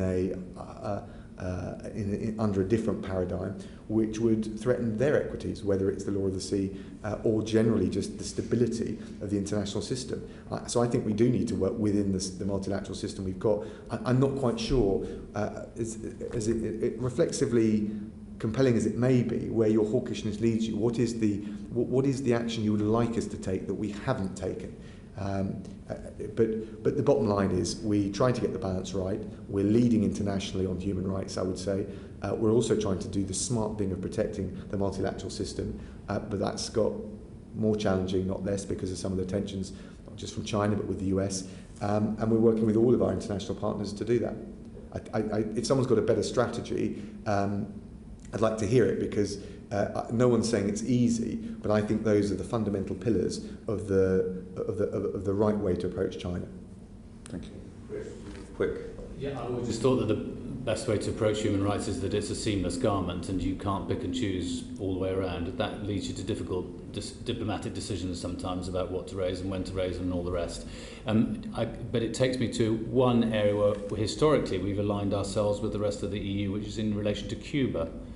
And I just wonder whether, now that we're no longer a member of the EU, whether we've changed our position in relation to Cuba and ministerial visits to Cuba. I wouldn't say we've changed our position, but I am constantly open-minded about our relations with countries, particularly where we've had a previously poor record or a poor relationship. And whilst I'm not at the moment of some Damascene conversion, I would just point out that during the course of the COVID crisis, when we had, I think it was HMS Braemar, not HMS, the Braemar cruise ship, with I think 600 people on board it who needed to dock and get home because of COVID. It was the Cuban authorities that provided for that, and I had a couple of conversations with my Cuban opposite number. And so what I would say is I remember the moments during the crisis where other countries, for whatever their motivations may have been, let's not be naive about it, have actually engaged with us. And I do think it's important, and maybe crises do this, to when you get openings, to actually have a more constructive relationship with a country, to take them. I get that, but historically our position has been that we don't have ministerial visits to Cuba, and because the Cuban government will only let us meet the people that they want us to meet, and not opposition leaders, and they don't respect freedom of speech. Is that still our position? That still stands. Right. That's all I was asking. It was rather elliptically phrased, but I see what you're getting at now. Can I just go back to Asia for a second? We now have a mission in ASEAN. Is that paying off? Say again. We now have a mission to ASEAN. Is that paying off? We've got a brilliant Ambassador John Lamb, who's working very assiduously. And when I was out in Hanoi, as well as working on the bilateral efforts, that was also the first time there's been a UK-ASEAN foreign ministers meeting, which we, in effect, jointly hosted. So if I look at the Indo-Pacific tilt and I think of two tangible things we could achieve within a 2 or 3 year period, one would be to join CPTPP, the other thing would be to attain dialogue partner status with ASEAN. So this was very much part of the bid that I've already put in for dialogue partner status. And we've talked about a whole range of issues, from trade and climate change, the Prosperity Fund, the COVID support fund that we're putting in, and then there is the values piece, of which the UN Convention on the Law of the Sea is one of them. I think there's a real opportunity there. There's, as you probably know, Mr. Chairman, there's been a moratorium on new dialogue partners. So there's a technical a blockage that we need to address. But we've had a lot of positive support for our active engagement. As I said, that's the first time there's been a UK-ASEAN foreign ministerial meeting, certainly as far as I can recollect. So I think that gives you a signal not just of our commitment to the region and indeed to that organisation, but actually the warmth and the positivity we've had back. Can I just raise that ASEAN's about 660 million people, roughly, if you include all the countries together. Organisations like Facebook count billions, depending on how you count them, of course.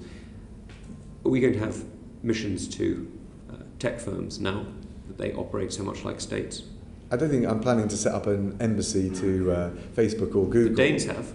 The Danish government has. They're always doing innovative things. But I do think it's really important that we engage with business, particularly tech.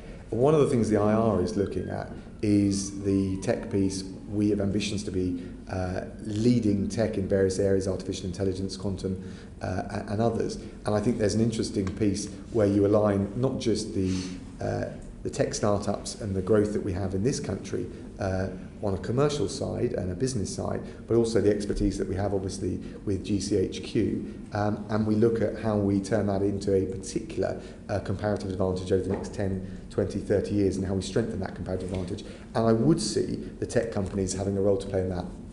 Given the importance that tech companies now have in shaping policy and literally writing the code on which we build our lives, why wouldn't we seek a representative office in some capacity? Okay, it's not a traditional embassy, but a representative office in some of the larger companies that really do underpin our economy and in many ways our freedoms. Yeah, I just don't think it's quite the same thing as setting up an embassy, but you're right to say, and we already do engage with them, and I think we should do more of that, and I think IR will flush some of that out. Okay. Thank you very much. Right, if we may, we'll move on to Iran, where we, as you know, we're completing a report on Iran, and so this is our, as it was, ministerial session, because we were hoping to have a ministerial session with the Middle East minister, but I'm afraid he wasn't able to do it. So you're stepping in for James Cleverly. I hope that's all right. What would you say is the end goal of engagement with Iran? At the moment, Iran is engaged in a series of choices that has led it down what I think is a cul-de-sac. It's done that on the nuclear file with the systemic non-compliance with JCPOA. It's doing it in relation to its support for proxies and terrorist groups. I think you can see some of that in the militia in Iraq. You can see some of its influence in Syria. There is other areas of flouting of international norms like freedom of navigation in the Strait of Hormuz, and there's the human rights abuses, including arbitrary detention of dual nationals, including UK dual nationals.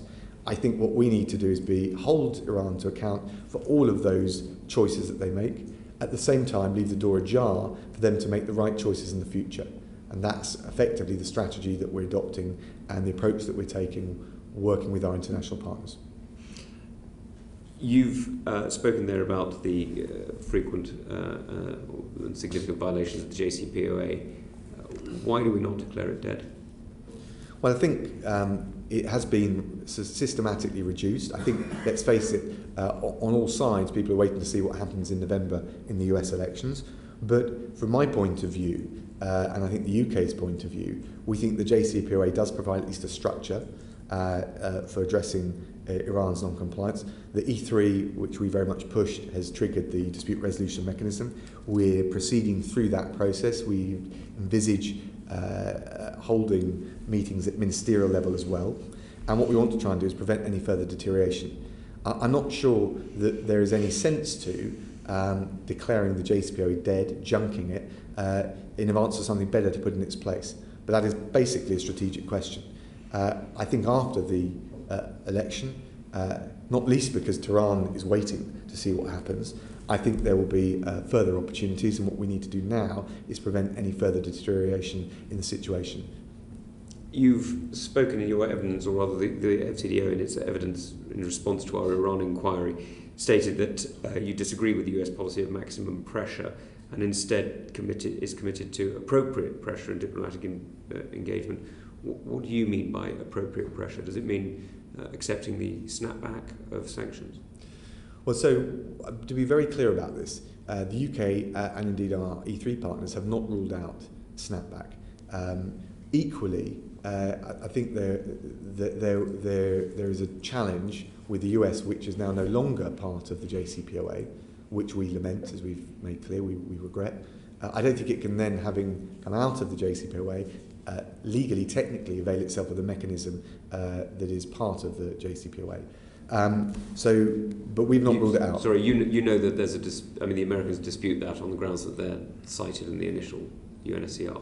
I'm fully conversant with the US position, but I have to say none of the other UNSC members accept that, I think, with the exception of Dominican Republic, and I think it's challenging. But we've never ruled it out. We just say you can't do it unilaterally if you're not part of the JCPOA, and I think it is important not to rule it out. I think there would come a point. There is always going to be a point at which we have to accept that the JCPOA has been left not just a shell but unsalvageable. I don't think we're there yet, and I think we need to try and contain the situation, prevent any further deterioration between now and early in the new year when we hope that there'll be more focus from Tehran as a result of the US elections having passed. Okay, the US elections are going to carry a lot of water in this conversation, I can see. Claudia, you wanted to come in. Yeah, I'll come in and follow on from that and really just look at this sort of longer term view, really, because if I might, Foreign Secretary, you've spoken in the longer term of a replacement to the Joint Comprehensive Plan of Action, which addresses Iran's wider destabilizing activities. I wanted to explore whether the groundwork for such an agreement exists. And if I might just ask you first, though, in what way, or what do we mean by Iran's destabilizing activities? Supporting militia and terrorist groups around the world to either attack their host countries or Western interests, including the United Kingdom's. I mean, in that sense, would it be argued that the UK, in a sense, equally has difficulties? It's a bit like, I think there's a quaint English term called calling the kettle black. I mean, would it not be argued that we're a bit duplicitous in that? Well, no, I don't think.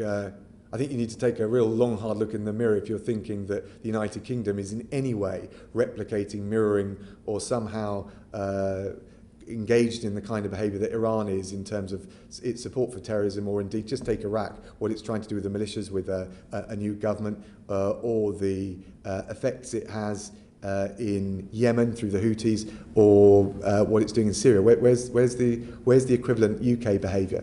I don't even begin to understand your moral equivalence with that. Well, it's just that others would argue that we support the Yemeni paper government and the Saudi-led coalition that is bombing the Yemenis. And both Iran and Britain are actually providing aid to the region. The point being, why is Iran's activity destabilising and not ours? We're trying to secure peace in Yemen. We have supported all of the UN's efforts. If Iran wanted to, pretty decisively, could rein in the Houthis or cut off all support for it, and I think you would see that conflict resolved pretty swiftly. Of course, there are different protagonists to it. So, our efforts have been entirely driven towards alleviating the humanitarian plight with the aid that we provide and diplomatically resolving the conflict, including working through the UN. If Iran mirrored that approach, we'd have peace in Yemen. It could be done fairly swiftly.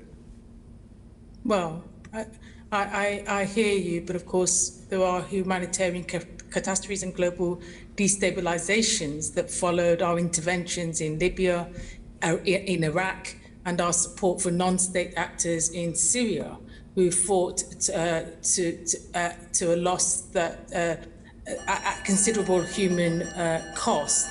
Can I just go on further and just say that, the groundwork for this agreement, in terms of the longer term plan, what would you say, in what way would you say that it exists? Subside.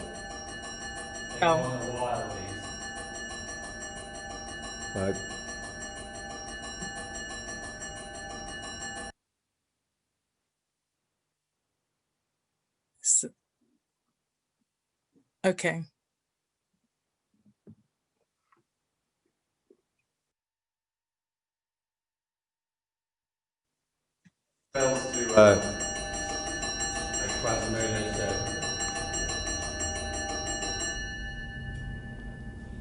Okay. Well, look, I need to be a bit careful about some of the diplomatic discussions, but I think you can see. I think you can see through the previous US initiative under the current president. I think you can see through President Macron's initiatives that there are initiatives out there that can provide a model either to lift the ambitions of the JCPOA and address some of the defects that, I mean, it's not a perfect deal. I don't think anyone described it as a perfect deal, but we, as I've argued consistently, until we got something better, I don't think we should junk it. And I think they would provide a model for that. There's other different permutations, but a lot of that groundwork is there. What's required is the political will and for Tehran to make the choice that it wants to improve its standing in the world and, frankly, the lives of its citizens. Let's not let Iran off the hook for the choices being made in Tehran. I think it's really important. Notwithstanding, there'll always be, and amongst democracies, and whether it's the Europeans or the Americans, there'll be different sort of approaches. I do think it's important that we do not let, by quite rightly debating the different possible approaches, let Tehran off the hook for its conduct. It's systematic flouting of international law. Okay, and Foreign Secretary, what is the end goal of engagement with Iran? And if I might, how does our engagement, or how does engagement maximise the UK's interest? Well, most foreign secretaries would say this. I always think it's better to be able to talk to your international interlocutors, whether you regard them as posing opportunities or risks, or some combination of the two. So I always think it's worth engaging. I've been speaking to Foreign Minister Zarif over the summer. I will continue to speak to him, not least in pursuit of the release of our dual nationals. And I will constantly want to keep the pressure on. I think it is always better to try and apply the smart pressure of talking, engaging in to as best you can, positive proposals, how to take things forward, how to build confidence in the relationship, rather than just to allow a vacuum to build up. That's my instinct. There are some times where you can't do that, or where you shouldn't do that, but my instincts and my presumption is in favour of engagement. I think the question of what the long-term strategy ends in is that we get the right balance, not just the UK, but working with our international partners, its behaviour which is contrary to international law, and I think there's a better path for Iran if it chooses that. But these choices are for Iran to take and for its government to take. What I want to be clear is not A, not to let them off the hook for their behaviour, and B, to be clear that the relationship with the United Kingdom and I'm sure the rest of the world can change if it adopts a different path, a better path. Okay, and Chair, if I might go on to question 13, if that's okay, with you, Chair. I'll just carry on. Can I just ask, Foreign Secretary, what kind of support is provided to the families of detained British and dual nationals in Iran? And I mean, is it provided automatically, or do families need to formally request assistance? But primarily, the first part of that question is what would be key? Well, it's a good question. So, I mean, we provide a whole range of assistance, lobbying for release where we believe that they've been arbitrarily detained. We provide support to the families. They can contact us 24 hours a day. We raise health concerns, welfare concerns with the Iranian government as we would any other. We raise issues of mistreatment. We would do that whenever asked to, and of course we engage with the families without them formally coming to ask us. Of course, some individuals in Iran and elsewhere don't want the UK government taking up their case on their behalf. So we obviously want to respect their wishes as well.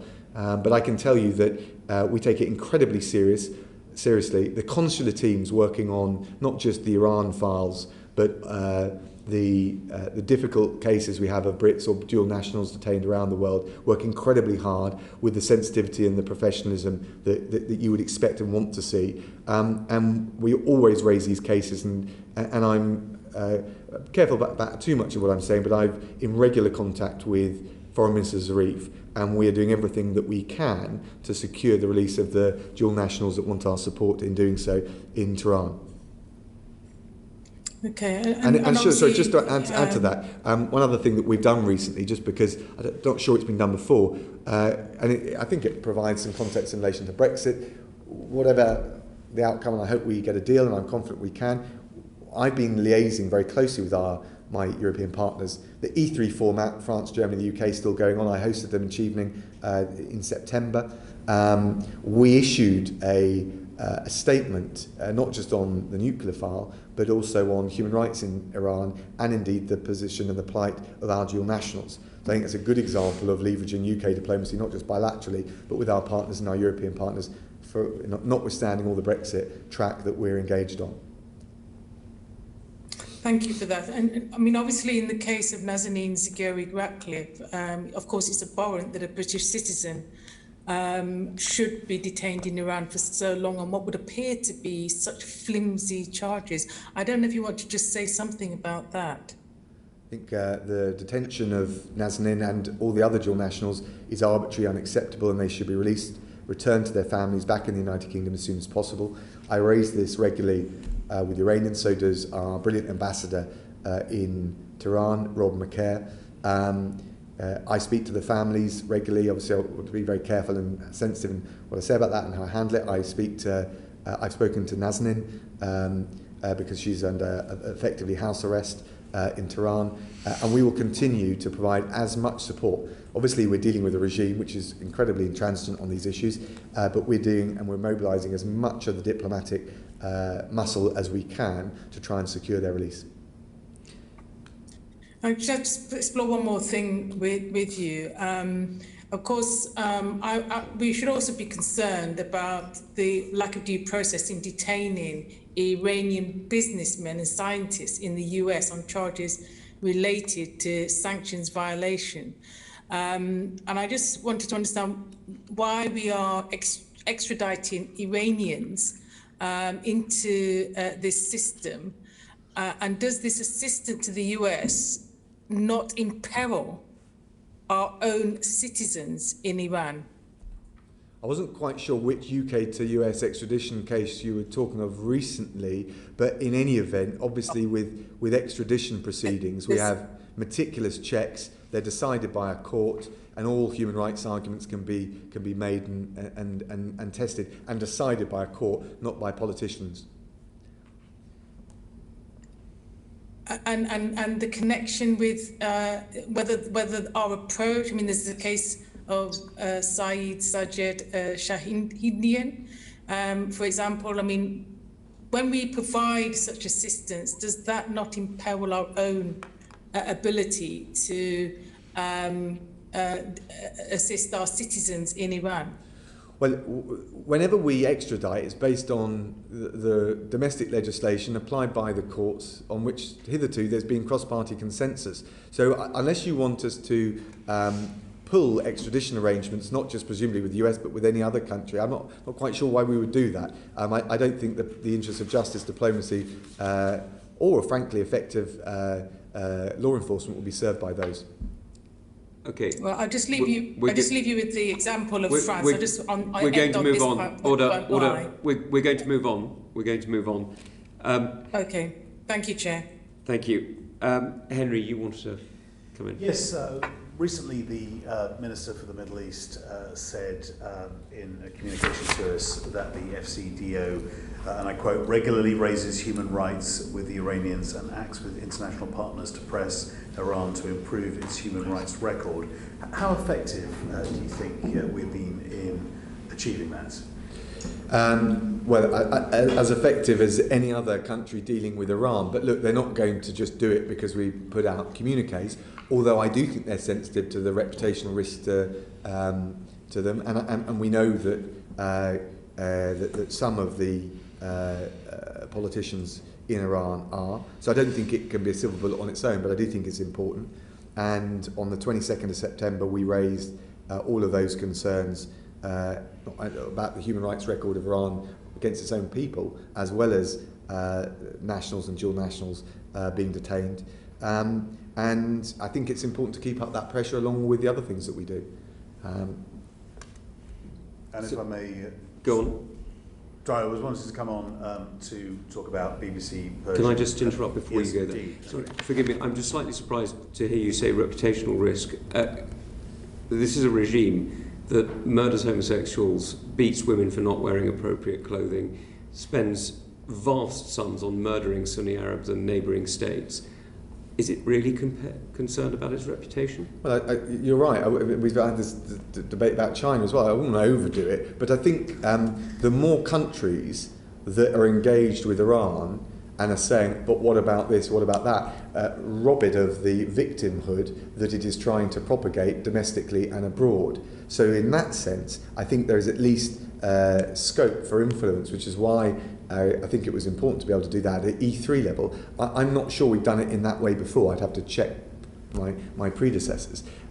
So we need to keep the momentum going, keep the heat on Iran. But I do think that they are mindful of when we raise these issues with them. But you're absolutely right to be sanguine about the choices and the decision makers in Tehran. It does almost feel like we're trying to libel Sonia Sutcliffe. I mean, it's pretty difficult to libel a child murderer, and it seems pretty difficult to damage the reputation of a murderous genocidal regime.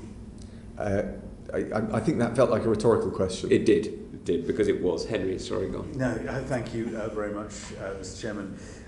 BBC Persian and the British Council aren't able to operate within Iran. What is the FCDO doing to directly try to engage with the Iranian people? Well, look, first of all, Iran's criminalisation of engagement and cooperation with the British Council is totally unjustified. We raised that. We provide support and advice to the Council. We've raised it with the Iranian government. We raise it at the Human Rights Council. I think it's very difficult given the restrictions and the powers that will be deployed against anyone that tries to engage directly with the Iranian people. I think it's very difficult. But I mean, the truth is, back in 2002, I think it was, or 2003, I was in Tehran negotiating an investment protection agreement. This is a well-educated society. It's got a history of challenge and protest of its rulers. We've seen that more recently than 2003, and I do think there are thoughtful people, not just in the civil society, such as it's allowed to operate in Iran, but also in the government, who recognise that the decisions that the current predominant leaders are making are wrong. But I think it's quite difficult to reach out in the way that you're describing because of the nature of the regime, as it is in many other countries, from North Korea across the spectrum. Can we just add on to a little moment on that, a quick thanks to the BBC Persian staff who are doing such a powerful job in making sure that Persian speakers, not just in Iran actually, but around the region, are able to access free news service. And yeah, I totally join with you in doing that. Thank you. And would you also, I'm sure you will, so I'm going to do it in a very leading way, would you also repeat your commitment to the BBC World Service and the important role it plays? It was quite striking to hear various people speaking about it recently, including somebody referring to Brennan, when head of the CIA, saying that he looked on the BBC News World Service first thing in the morning to find out what was actually happening in the world. Look, I think the BBC World Service do a terrific job, and you know, if you look at UK soft power, I think sometimes we don't look at ourselves the way others see us. The British Council had an Ipsos Mori poll, which I've been talking about recently, which had us top amongst young people around the world, 16 to 24-year-olds, in terms of the attractiveness of the United Kingdom, trust in our institutions. And I think getting the message of what we stand for across through independent news organisations is really important. And I don't think anyone does do it better than the BBC World Service.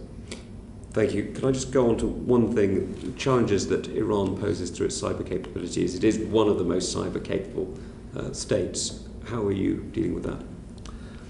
Well, some of that is obviously not for discussion even in this committee, but we're very mindful of the threat that they face, also the partnerships that the regime engages in, and we're doing everything we can to provide advice to businesses, but also to protect the resilience of the UK infrastructure and government and public services. We've seen previous cyber attacks on those engaged, not from Iran, but those engaged in research around a vaccine for COVID. I think it is worth just being mindful and eyes wide open about the range of targets that state-sponsored cyber attacks, cyber criminals will now be looking to focus on. So I think that range and having it within our focus is really important. Thank you very much. Now, there's a couple of last questions that we skipped over by mistake, and I was wondering very much if you'd mind 2 minutes. Of course. Thank you. Stuart. You'll have to lean forward again, Stuart. Sorry, we can't hear you. Apologies. Hopefully you can hear me now. Foreign Secretary, should we be closing... well, let me rephrase actually. How do you view Confucius Institutes? Well, it's a rather open question. Do you want to try a more closed question with a specific... I mean, Should we close Confucius Institutes or be discouraging universities from hosting them? I think we need to look very carefully at all of our academic institutions' relations with any organisation that could, I say, be used as a proxy or a vehicle for propagating nefarious activities at the behest of another government state, whether that's China or otherwise. Of course, what China is doing, and I think rather effectively, is trying to maximise its soft power around the world. We see other governments doing it, Western countries whom have similar values, like the French. You see the Russians doing it. I think we are second to none in terms of our soft power potential. I think the most important thing that we do is project a very positive soft power prospectus in terms of what the UK is all about. And if I could put it like this, a democratic, open society promoting competitor to the other propaganda efforts that other countries engage in. Can I just put to you a very specific example of the threat that you pose? I met with some students from Glasgow and Edinburgh universities who were protesting for democracy in Hong Kong, only to have their photographs sent back to state authorities in China and their parents visited by the police in China to tell them to get their kids to calm down and stop taking part in protests such as these. The students I met believe that happened because they're essentially Communist Party functionaries placed at those universities via Confucius Institutes. When a case like that arises and they come to see a Member of Parliament and relay it to a Member of Parliament, where would you suggest myself or any other MP, and there will be others who've met students in this position, take those cases? You should write to the Education Secretary and to myself, and this is something, and more broadly, the question of the integrity of our higher education institutions that we are constantly looking at, and therefore if there are cases like that, you should let us know. Would you commit to a review of Confucius Institutes in the United Kingdom? I would commit to look very carefully at any evidence and any reports based on your constituents that you send me. Thank you, Chair. Would you, I think Stuart has made an interesting point there, would you ask your China team to have a look at Confucius Institutes in the UK and to write to the committee?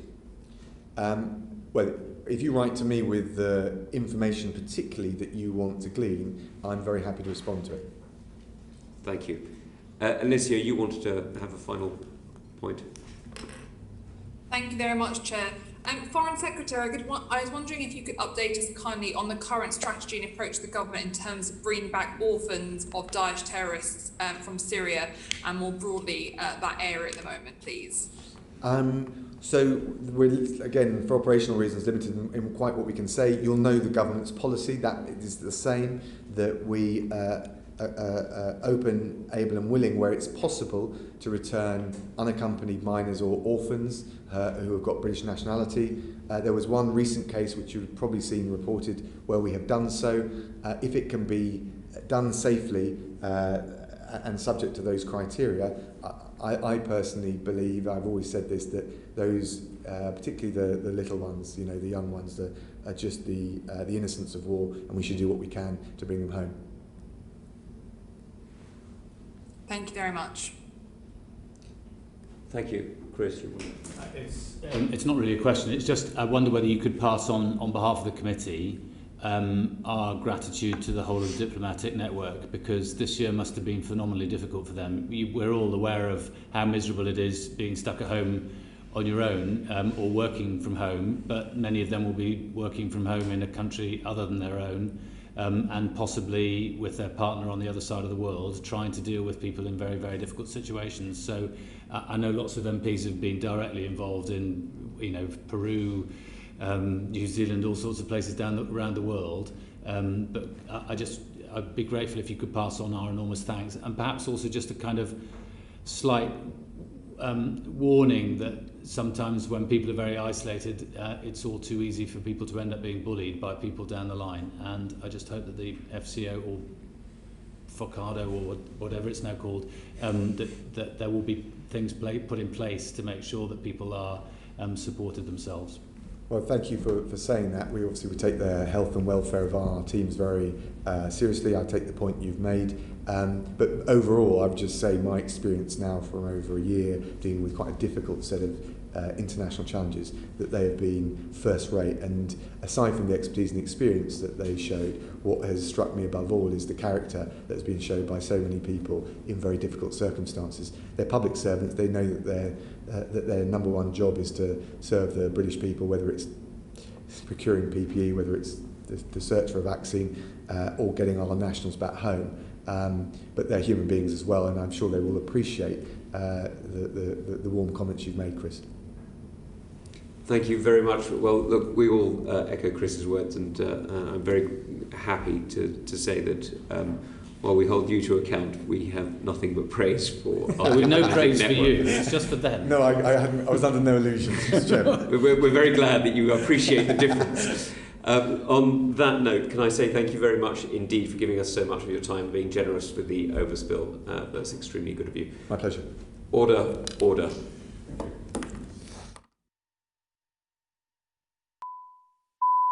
Foreign Affairs Committee, Tuesday the 6th of October 2020, the Thatcher Room.